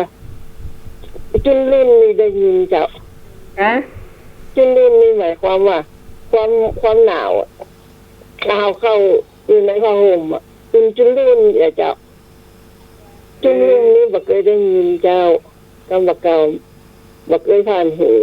แต่อุ่นจุ่มลุงเคยได้ยินเจ้า ถ้าเป็นอุ่นชื่ออุ่นจุยลุยนี่อุ่นจุยลุยนี่ตีความหมายได้อยู่เจ้าแม่แดงมาเลยแม่แดงมาเฉลยเจ้าของคำถาม ครับผม ได้ จุ่ม บ ลุ อก งมันก็ นะ จุ่มลุงเวลาอาบน้ำเหมืองน้ำอย่างนี้กะ เจ้า พุดโผวับน้ำ จะใจหรือเปล่าก็งูเดียวทุกคนมาเฉลยนะครับเนอะ เจ้า ครับผม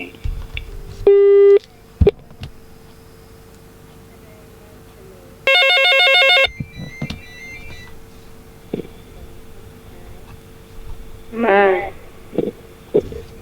น มัสการครับ ผมแฟนพันธุ์แท้ครับ คุมลุงตัวเปิ้น จุ่มรุมนี่ก่อนเอาสักบทสักเมื่อเนี่ยกะพอละกะเนาะครับนมัสการครับ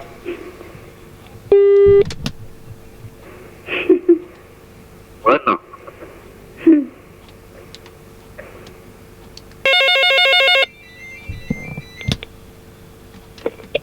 น้องไม้ เจ้า อาบน้ำมันหนาวแล้วไปเขาจุ่มลุมกำเดียวกับโปละอย่ามันหนาวอย่า แล้วก็ เจ้าอย่าเขาตุ้มมารวมอาบน้ำแล้วกับน้องไหมมันหนาวอ่ะ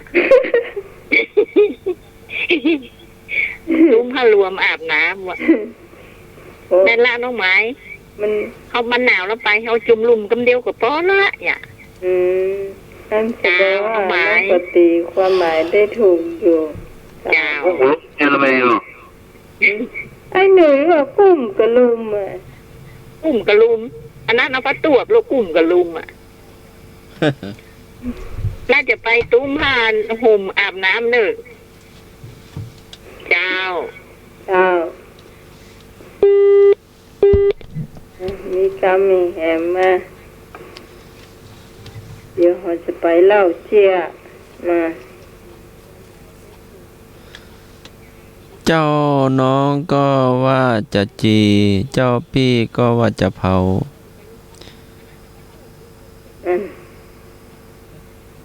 ข้างน้องก็ว่าจะย่างส่วนพี่ก็จะเอาเผาเป็นการขัดแย้งทางความคิดไม่ลงรอยซึ่งกันและกันทั้งที่จะทำอย่างไหนก็ล้วนสุขด้วยกันทั้งนั้นเจ้า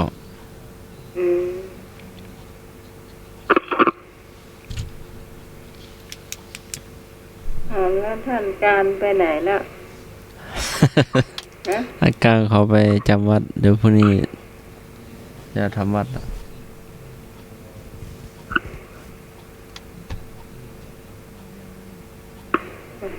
เยี่ยมก้อยหน่อย พี่หนุ่ยมีก่อนเท่าไหร่ช่องเอาเจี๊ยละกะเดี๋ยวดูเวลาหน่อยก็มาเก่าต่ออยู่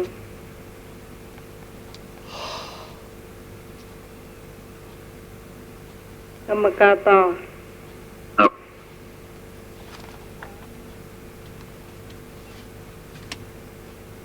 ต่อได้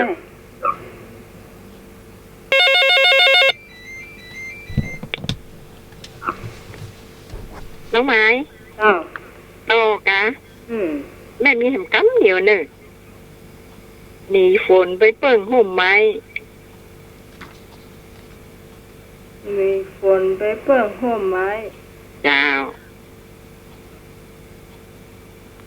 หมายความว่าใหญ่ถ้าต้นไม้ต้นไม้นั่นมี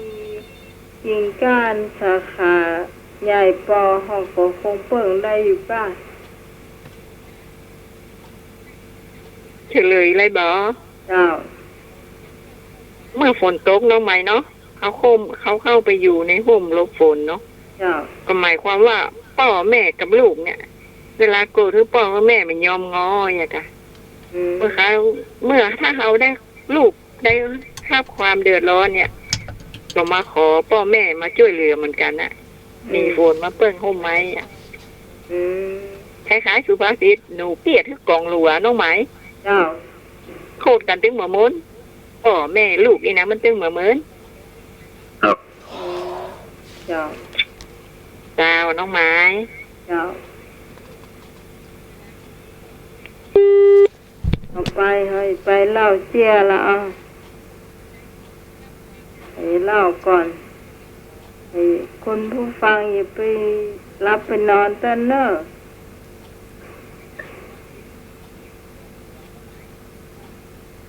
ไอ้หน่วยมีก่อนเจี๊ย เจ้าครับหน้าใหญ่ในตัวเขาบอก เจ้า ว่าในงานนี้ในตัวเตี้ยอยู่ในกลุ่มที่อยู่ในสังคมใหญ่หรอกในกลุ่มที่ไม่รู้หรอกใส่สูทใส่ไทยบุกเตี้ยหัวตรงเนี้ยไปงานหลายงานหรอกงานในใหญ่ในโตมีวันหนึ่งคือเจ้าสู้เข้ามาอะไรเงี้ยโดยแบบแก่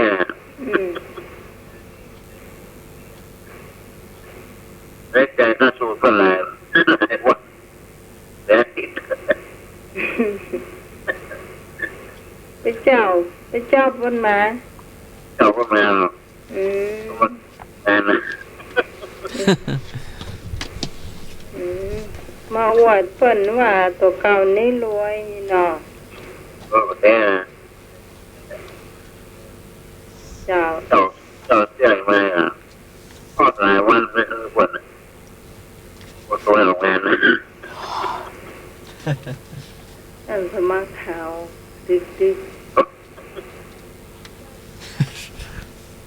น้ำมนต์ไง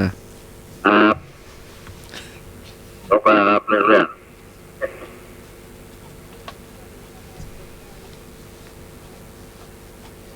ท่านสมัครมีก็เจ้า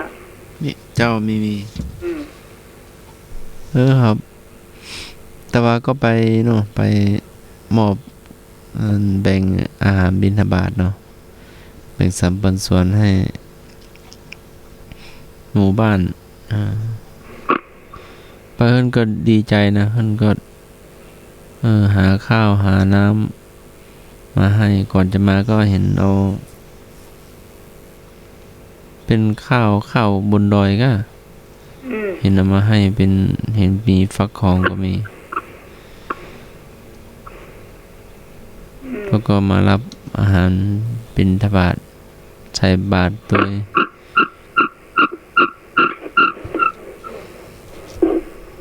แล้วมีสร้างภาพตัวแล้วก็จะถ่ายเอาบ้านหลังเก่าโอ้บ้านหลังนี้เก่ามุงใบไม้น่าจะใบตอง มันเอามาทั้งก้านมันนะยาคาวิจัยคารมันเป็นใบคล้ายๆใบหมากกันเราเอาผ่าครึ่งมั้งเรามาทำเป็นหลังคาแล้วสังหารว่าอยากได้บ้านหลังนี้แล้วก็ยิ่งเก่ายิ่งมีค่าให้ถ่ายตรงนี้ใส่บาตรตรงนี้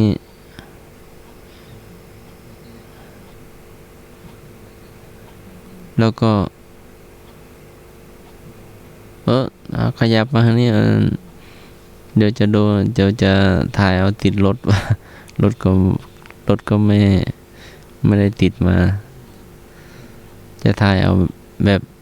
บ้านเก่าๆเนาะบ้านสมัยยังไม่มีกระเบื้องยังไม่มีสังกะสียังไม่มี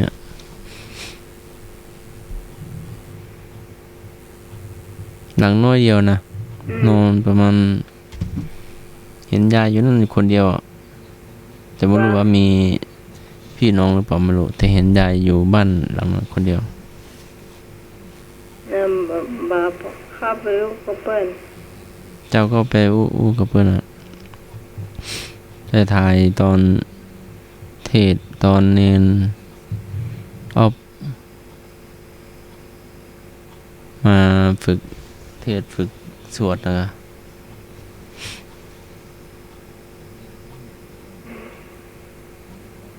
เพราะเป็นที่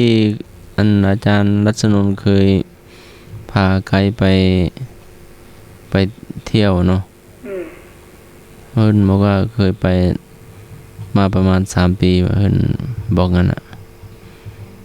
รู้จักสนิทกับโยมตัวเป็นผู้ใหญ่บ้านตัวก็เห็นว่างั้นนะถามผู้ใหญ่บ้านว่ามีกี่หลังคามี16หลังคาเราวัดมีไหมวัดก็ยังไม่มีแต่เราไปวัดยังไงต้องไปอีกไกลอยู่นะเป็นสำนักสงฆ์ห้วยเหี้ยมั้ง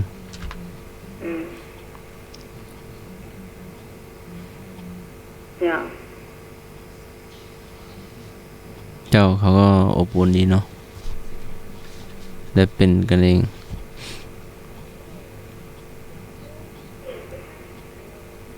ก็ทำกาแฟตัวเห็นมีเครื่องบดเล็กๆเอาบดมาต้อนรับเนาะ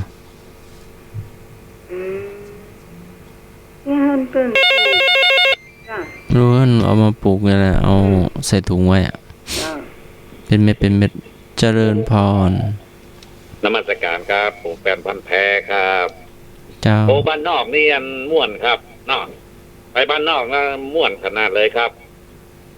โอ้ม่วนดีขนาดเลยบรรยากาศก็ดีครับนอกเขาไม่มีโทรศัพท์ก็ไม่มีเนาะ ทีวีก็ไม่มี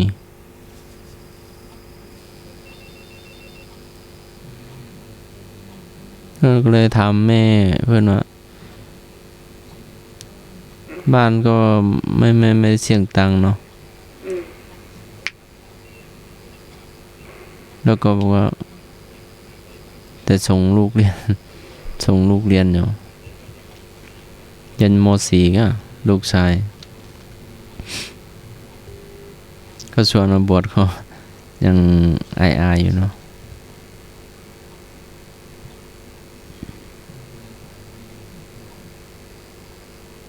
มาคุณผู้ฟังท่านไหนมีเจ้าจะเล่าเตือนเลยนะเจ้าช่วงนี้แต่ว่าคนเล่าเจ้านักขนาดเลยแต่ว่ามีใครบ้างโอ้มาละ เจริญพรเจ้าท่าน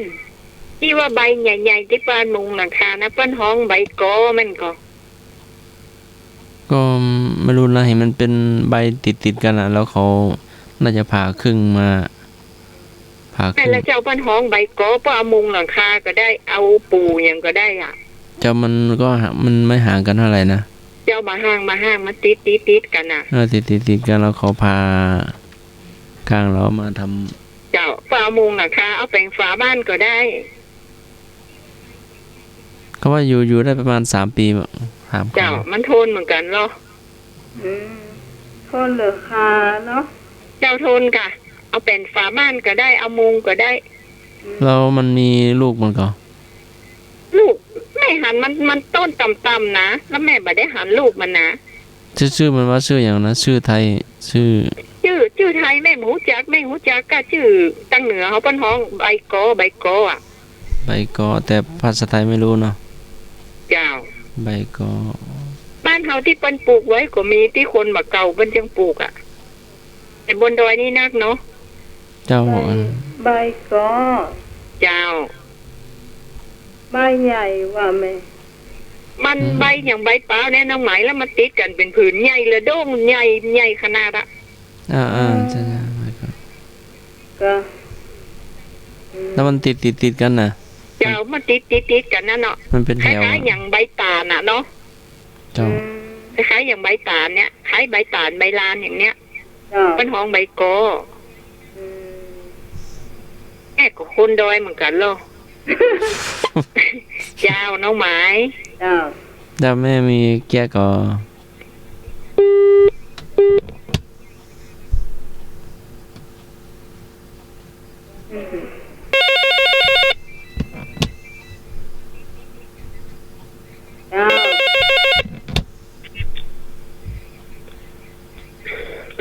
น้องหมายเวลาอยากกอมาฝังเลยอันมีเด็กก้อนเนาะสมัยแต่ก่อนจ้ะสมัยเช่นพระเจ้าเนาะเป็นลุงแบบน้ำบรรฮอนนี่ค่ะลุงแบบน้ำก็นี่ก็มีปู่มันนี่ลูกตุ้งไปเนี่ยลูกยอนไปเนี่ยอันนี้ลูกยอนเป็นกันนี่ก็เป็นกับเจดเนี่ยแต่กับมันช่างเนี่ยอย่างไรเนี่ยจะฆ่าตัวกลัวเป็นแบบเนาะก็รอให้มันคลายมันจะยีกหลังมันเนาะมันยีกหลังมันเล็บยีกหลังมันพอปู่ผู้ตัวมันจะมีหอยเล็บยีกนะหลังปู่อ่ะลองสังเกตก่อนเลยจะมีหอยเล็บพระเจ้ายีกนะแต่เป็นมือตายได้แน่น้องหมาค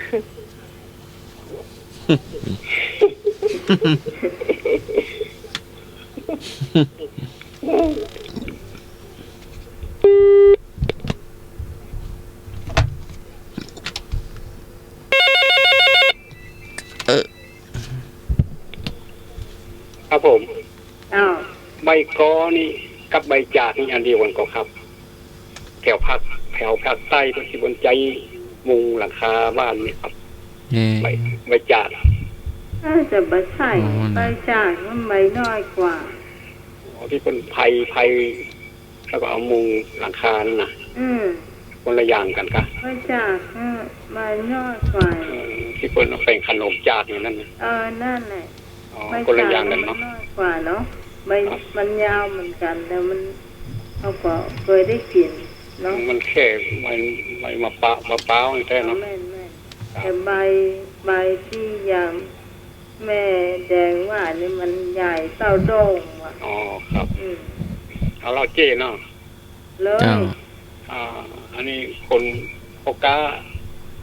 หม้อสมัยเก่าเป็นหาบหม้อขายเนาะ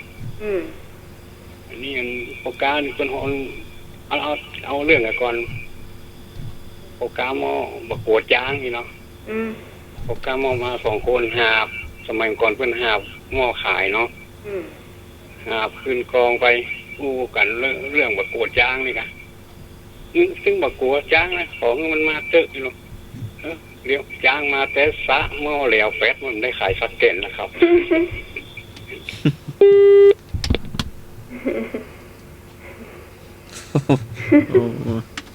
ช้างทำอย่าง จ้างมาก็หม้อแล้วเฮียเจ้าน มัสการครับผมแฟนพันธุ์แท้ครับใบที่ว่านั่นใช่ใบที่ใหญ่ๆนี่ก็เป็นเหลี่ยมเนี่ยแล้ววีได้อ่ะมันเอาวีพัดเนี่ยได้ก็แม่ก็ครับนมัสการครับ เจ้าว่าจะคนละอย่างก็นั่นใบใหญ่เนาะ มาโทรศัพท์มา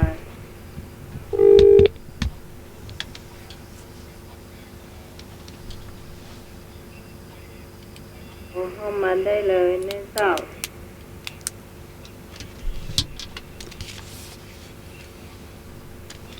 ช่วงเล่าเจี๊ยเนาะ เจ้า มาแบ่งปันก็ได้เนอะ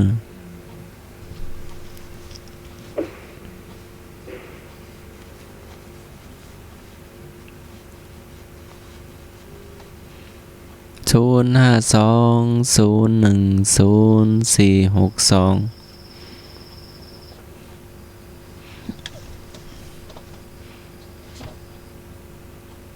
โทรมาได้เลย แต่ว่า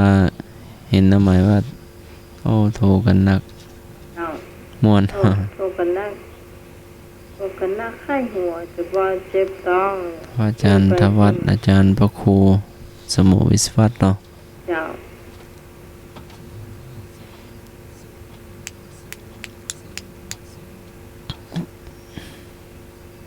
นี่ไปอาจารย์ทวัฒน์คงติดสารกิจเนาะ น่าจะแม่น เจ้าช่วงอะไรต่อก็ เจ้าถามชื่อเพลงก็ได้เนอะถามชื่อเพลงก็ได้เจ้า น้องหมาย เจ้า บ้านนี้ปันมีคนที่กลางทั้งคนเลยแล้วปันนั้นปันหาบเข้าขวบขายอ่ะ ข้าวขวบอันใหญ่ๆนะ ยาวปันหาบเนาะถ้ามันขี้กังอะเนาะมันกะลางานเปิ้นกะลางานถ้าสลีเปิ้นเอาออกตากอ่ะเปิ้นบูบอะเนาะ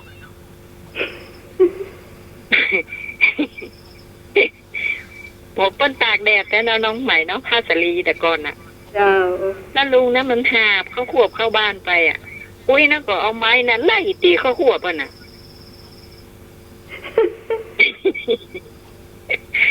ลูกเปิ้นได้ทรายสตางค์เปิ้นหลายบาทอยู่อะมันกังอ่ะน้องไหมเปิ้นขี้กัง ผ้าสลีเปิ้นมาแขกเขาขวบเอาไปบุกเขาขวบเปิ้นอย่า อย่าแน่น้องไหม เจ้า ไปกลางนี่เนี่ยมันเสียตังค์นะ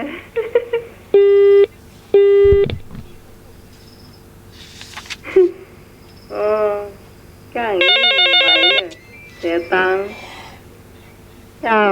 ครับผม เจ้า มีเนียมเรื่องเนาะผัวกับเมียครับ กันสัมพิษกันเมื่อคืน เจ้า หัวมันจะไปกลางคืนจะปิกกลางคืนอ่ะมีมันก่อคือไปเสื้อผู้เคยไปเนี่ยกะ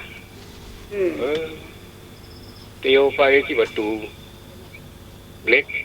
กโกนนี่มันกองเสื้อมันหาว่ามีมันจักไว้ให้จึงจะไปคืนนี้เป็นว่าบัดใจสักกรรมเป็นว่าเล็กกองเสื้อมันจะเอียครับผมเล็กโกนกองเสื้อไว้เจ้าเจ้าเมียจักสักกรรมแล้วเจ้าต่อไปเขาจะมาถามชื่อเพลงอย่างต่อว่านะตอบได้ตอบมาเนอะไอ้พงก็ได้ไอ้หนุ่ยก็ได้ถามมาชื่อเพลงหงปีกหักหงปีกหักในห้องเจ้า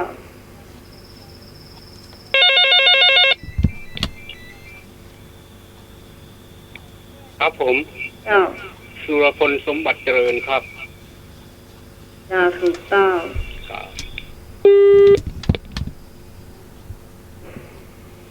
เจอกันถามเนอะไม่ได้ใช่ครับผมหนุนขอนต่างแขนไอเป็นผู้คำงอครับหนุนขอนต่างแขนเอาล่ะสุดอาวรหนุนขอนต่างแขนเดี๋ยว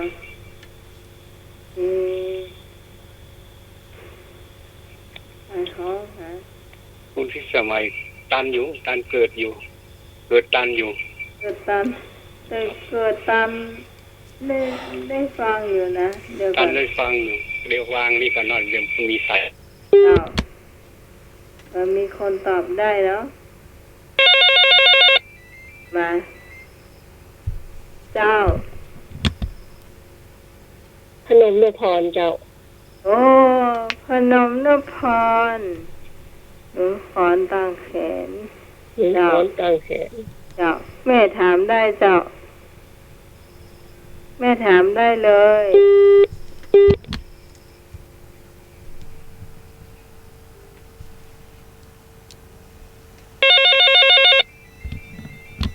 ครับผมถ้าอาจารย์เพิ่นไปไหนเพิ่นเปิดเพลงคอและมวนดีเดี๋ยวไปดูก่อนเนอะอาจารย์ให้ถูกต้องครับผมจ้าเดี๋ยวไปดูก่อนเนาะถ้าเพิ่นเปิดเพลงคออย่างก็คือนี่มวนดีเหมือนกันนะครับครับผมจ้าคนจะสะดุ้งคุณผู้ฟังจะถามอะไรอย่างเจ้าว่าได้เอาน้องไม้เจ้าแม่ถามเรื่องนึงตามหาน้องต้อยไข่ห้องตามหาน้องต้อยจะน้องต้อยแม่วางก่อนหนึ่งเผื่อคนอื่นเข้ามาได้เหมาะอย่างต้นเข้ามาได้เจ้าตามหาน้องต้อยเดี๋ยวคนเนอไปหาเดี๋ยวฟองปีดาเจ้าฮะอ๋อได้ยินกับเจ้าแม่ล่าตามหาน้องต้อยฟองปีดาแม่นมาเจ้าเอาไป2 อันเนอะเจ้าเอาไม่เสียบซองไป2 อันเนอะเอาถูกละถามต่อหนุ่มเรือนแพแล้วเจ้าหนุ่มเรือนแพเจ้าห้องได้ฮะ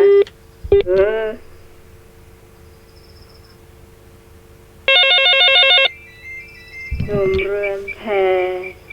ครับผม เจ้าเอาแปะคนเดียวเนอะกาเหว่ากาเหว่า ก้าวเวาเสียงทอง ก้าวเอา ก้าวเวากาหิว่านั่นแหละถูกปลือเปล่าของหมูครับผม ก้าว รุมเรือนแท้นะ ไม่แน่ใจเนอะแม่แดงเป็นคนถามไม่สมเหรอ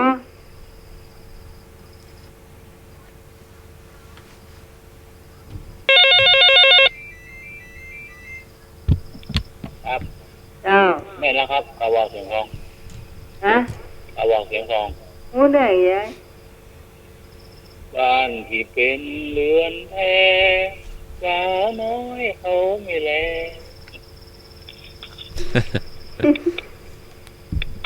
อ๋อไอ้หนุ่ยห้องใด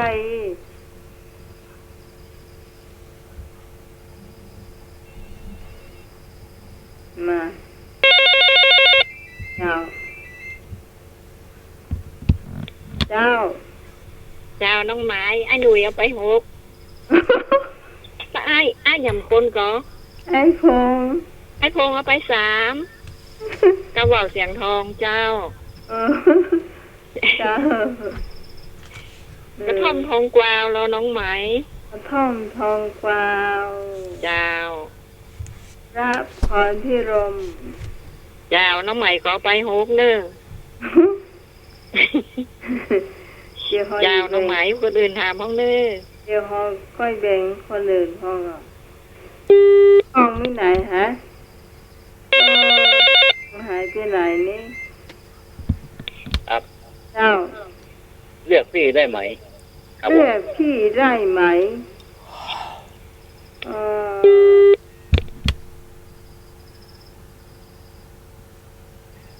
อืมตอบมาเลย ยอดรักสลัดใจครับผม ใจกล้าใจกล้าเรียกพี่ได้ไหมพี่ใจ ซีรีส์ลูกสว่างเจ้า รีรุ่งสว่างถูกต้อง เจ้า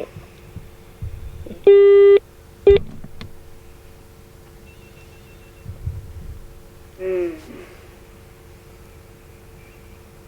โอ้พี่ตองไม่ไหนนี่ น่าจะมาถามเจ้าตอนนั้นน่ะ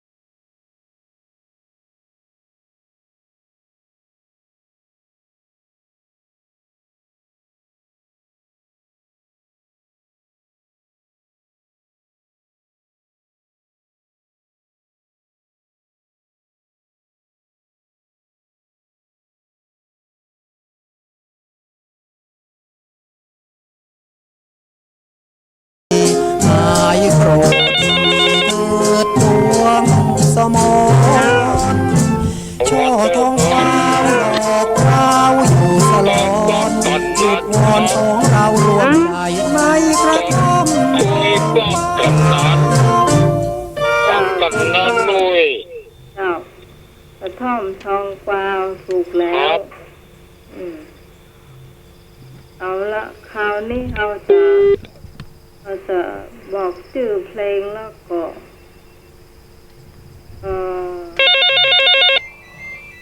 ถ้าหลอกบอกด้วย ครับผม ถ้าหลอกบอกด้วยใครเป็นคนห้อง หัดหลอกบอกด้วย อันนี้มีความดันขึ้นครับผมตอบด้วยนะครับ ความดันขึ้นต้องมีต่องแล้วนะความดันขึ้นไว้ กระท่อมทองกวาวพรพี่ลม หน้าพรพี่ลมนะ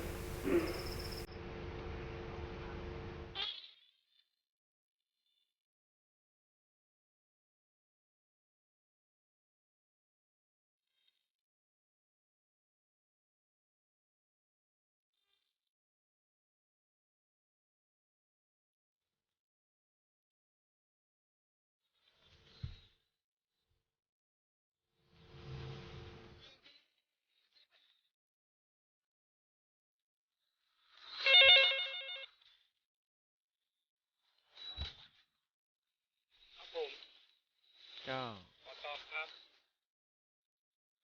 ไวยพจน์ลาโบสถ์ครับ ไวยพจน์ลาโบสถ์ ไวยพจน์ลาบวช ครับผม เจ้า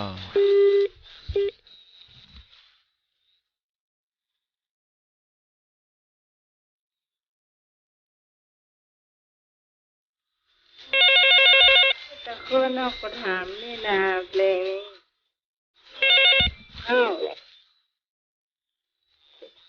ใช้เวลาบวชเจ้า ไปพ้นลาบวช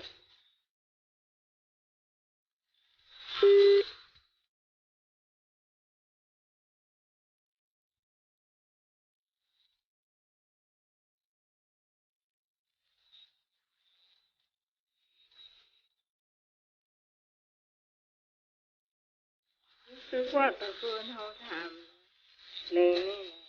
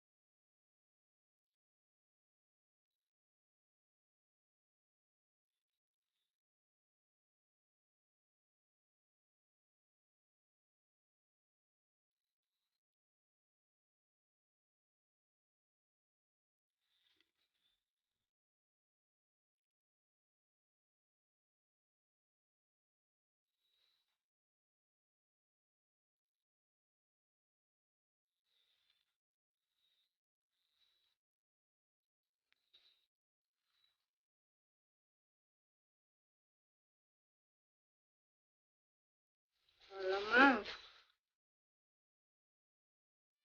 มีคนตอบละ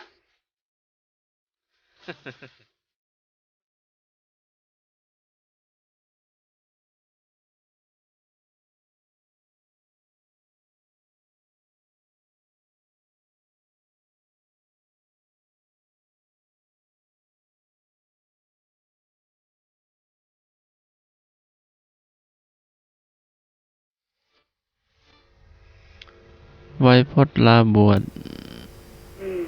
อ้ายนึกขอ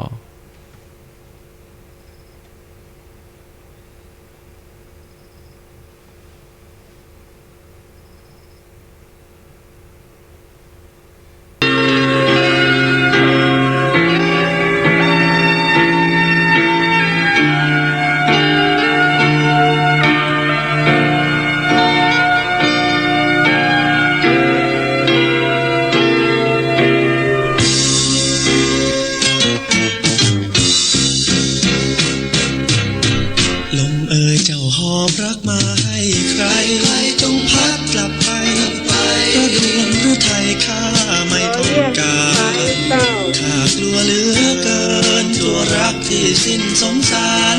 กลัวรักจะทรมานกลัวดวงวิญญาณจะต้องร้องไห้ลมเอ่ยเจ้าหอบรักไปเถิดนา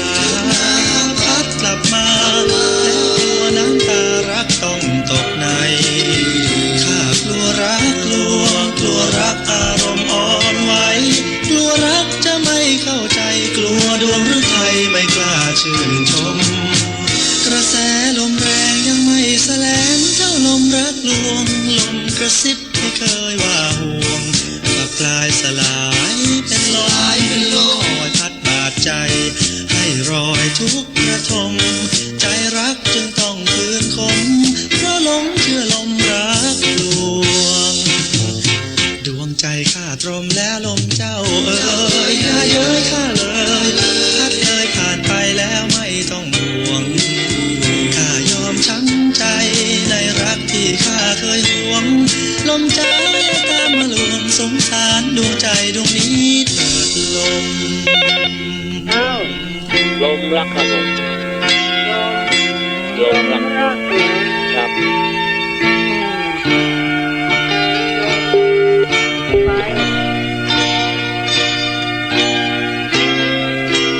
ว่าใครจะตอบ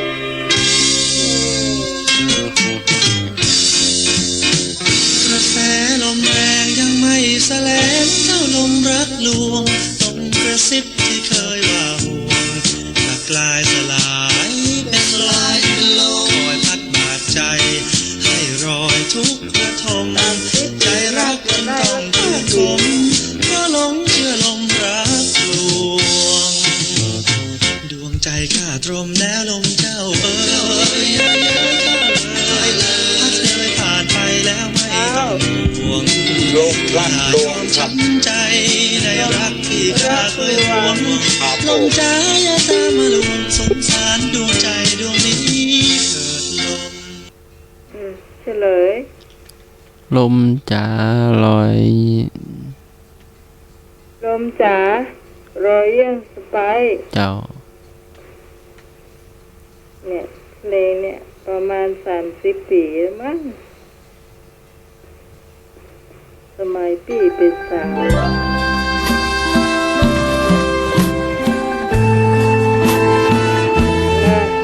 มาเพลงนี้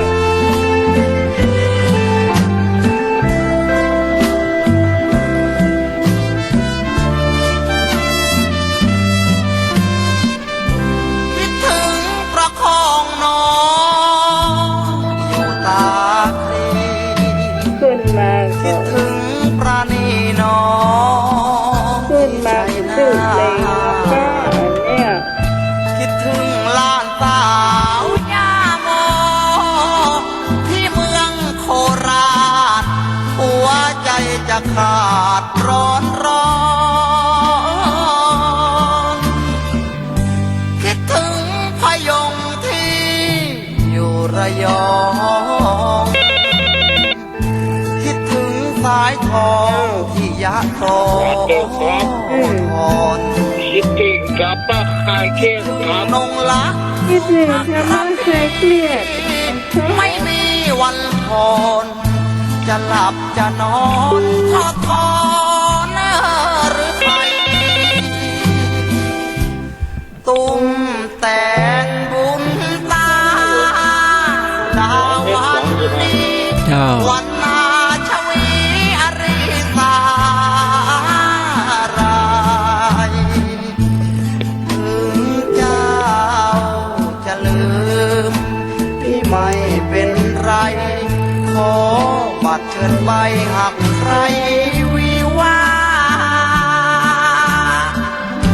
คิดถึงอำพรที่อยู่สุพรรณคิดถึงบุรันที่เมืองยะลาคิดถึงเน่งน้อยกลอยใจวิไลคำลาที่อยากไปหาค่ารถใหม่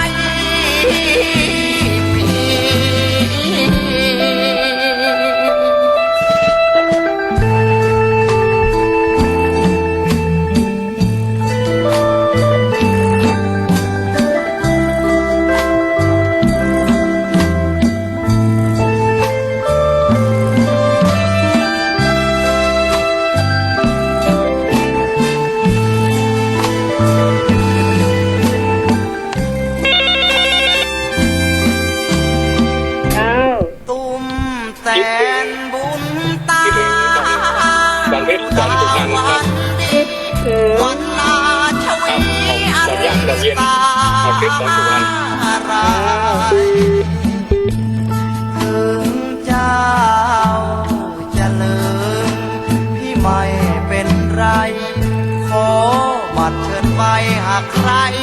มีว่าคิดถึงอำพรที่อยู่สุพรรณ คิดถึงสอนเพชรสอนสุพรรณ ป้าหอมคอเอาอย่างตะคืนนะบอกบอกให้คุณผู้ฟังได้ยินไตเติ้ลเพลง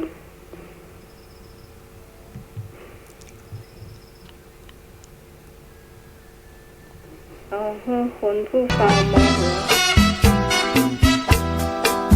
นี่มาเจิญเลย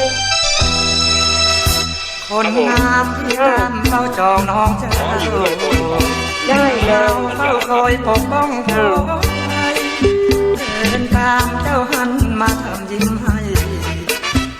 ดวงใจพี่ดังโดนมีกรีดเชือกตากลมเจ้าคมเหมือนดังคมมีสบตาเหมือนดังภาพติดฟังเพื่อนแก้มแดงเหมือนดังน้องแพงน้องเพื่อนบ้านเรือนของเจ้านั้นอยู่ที่ใดโอ้โอ้นวลน้อ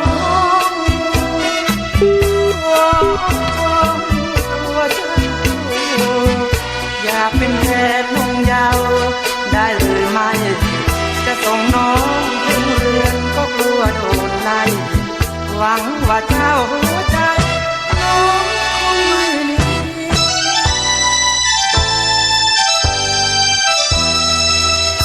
เวรกรรมน้องคงไม่ทำให้เกิ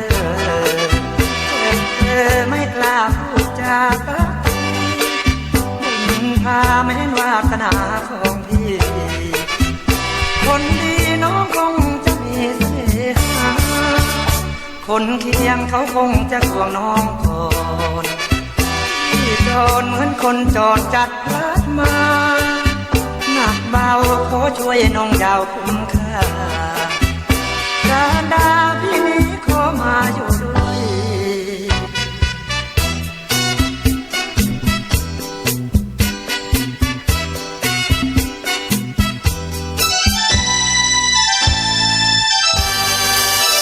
โอ้นวลน้องขอจนตัวฉันอยากเป็นแฟนนุ่งยาวได้หรือไม่จะส่งน้องถึงเรือนก็กลัวโดนไล่หวังว่าเจ้าหัวใจน้องคงไม่มี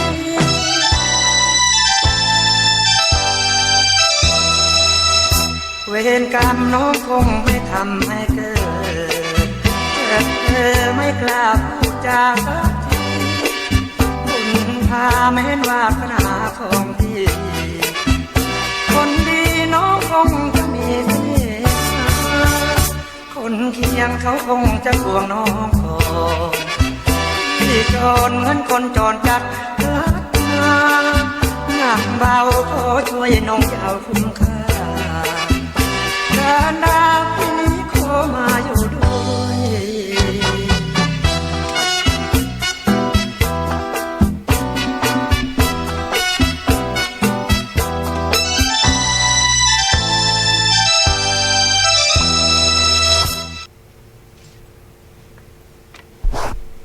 ขออยู่ด้วยคนสายันสัญญา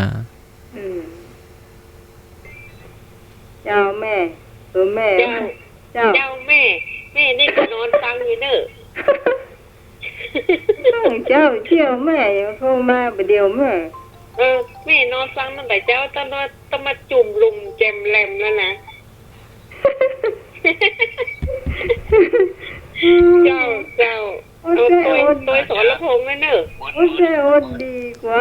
อาจารย์ไหวก็ครับ โอ้เจ้าโอดีผมจะไลน์ตอบเอาเด้อ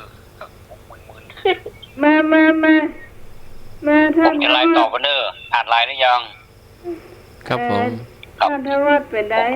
ผมมึนการเมืองอยู่มึน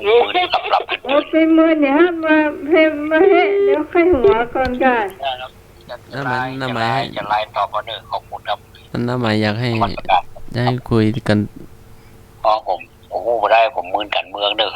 ผมไม่มึนการเมื่อยมาไข้หัวด้วยก่อน มึนนะมึนอยู่ขออภัยเด้อขออภัยที่ไม่ได้รับสายขออภัยนะครับขออภัย เจ้า ขออภัยท่านอาจารย์เด้อครับ เจ้าเป็นยังเจ้า ครับที่ผมจะตอบทั้งหลายเอาเด้อถ้ารับก็รับไปเลยเนาะ ครั ตอบบ ไปได้ก็ตอบไปก่อนครับขอบนมัสการครับเจริญพรคุณพิสมัยเด้อท่านผู้ฟัง แทนที่มาไข้หัวมามึนอยู่เอ้ย จันทวัฒน์ว่าคิดถึงสอนเพชร ฮะ ขออภัยด้วยไม่ได้รับสาย จะตอบมาทางไลน์ก็ขออยู่ด้วยคนสายันสัญญาพบ เธอที่จันทบุรี อ๋อแสดงว่าตอบเพลง เจ้า ตอบชื่อเพลงอ๋อ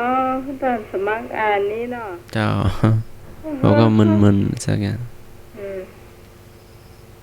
เจ้าท่านสมัครค่อยอ่านก็แล้วกัน เจ้า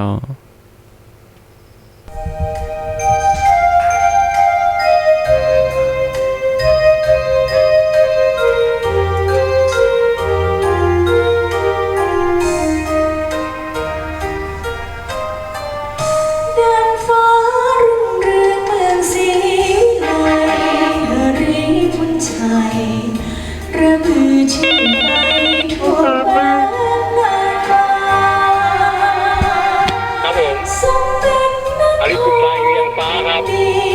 ทรงเป็นศักดิ์ศรี เจ้า ล้านนาทรงคำชมว่าลำพูเมืองงาม แต่บอกว่าท่านอนาลัย พระ เกิด ท่า เนี่ย เจ้าหฤทัยชัยคู่เมืองยิ่งใหญ่พ้องชนทั่วไทยแซ่สองเมือง ฮัลโหล ครับอันนี้ยังได้บรรเลงที่เป็นโชว์นะครับคนละคนกันนะบรรเลงที่จะหมดกว่านี้ครับผม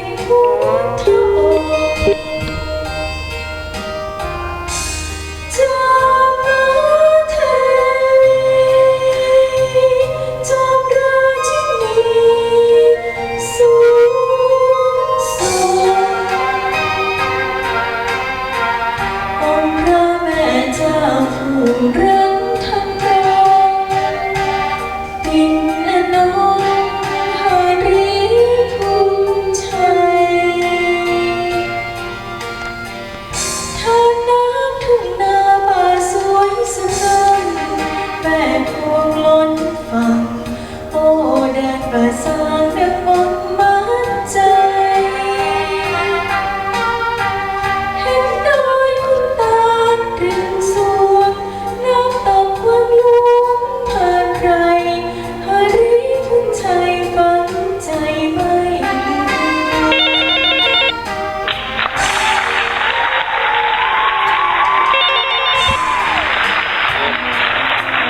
บอกครับ เจ้า เจ้าไอ้หนุ่ย ครับ ตัวไอ้พงษ์ เจ้า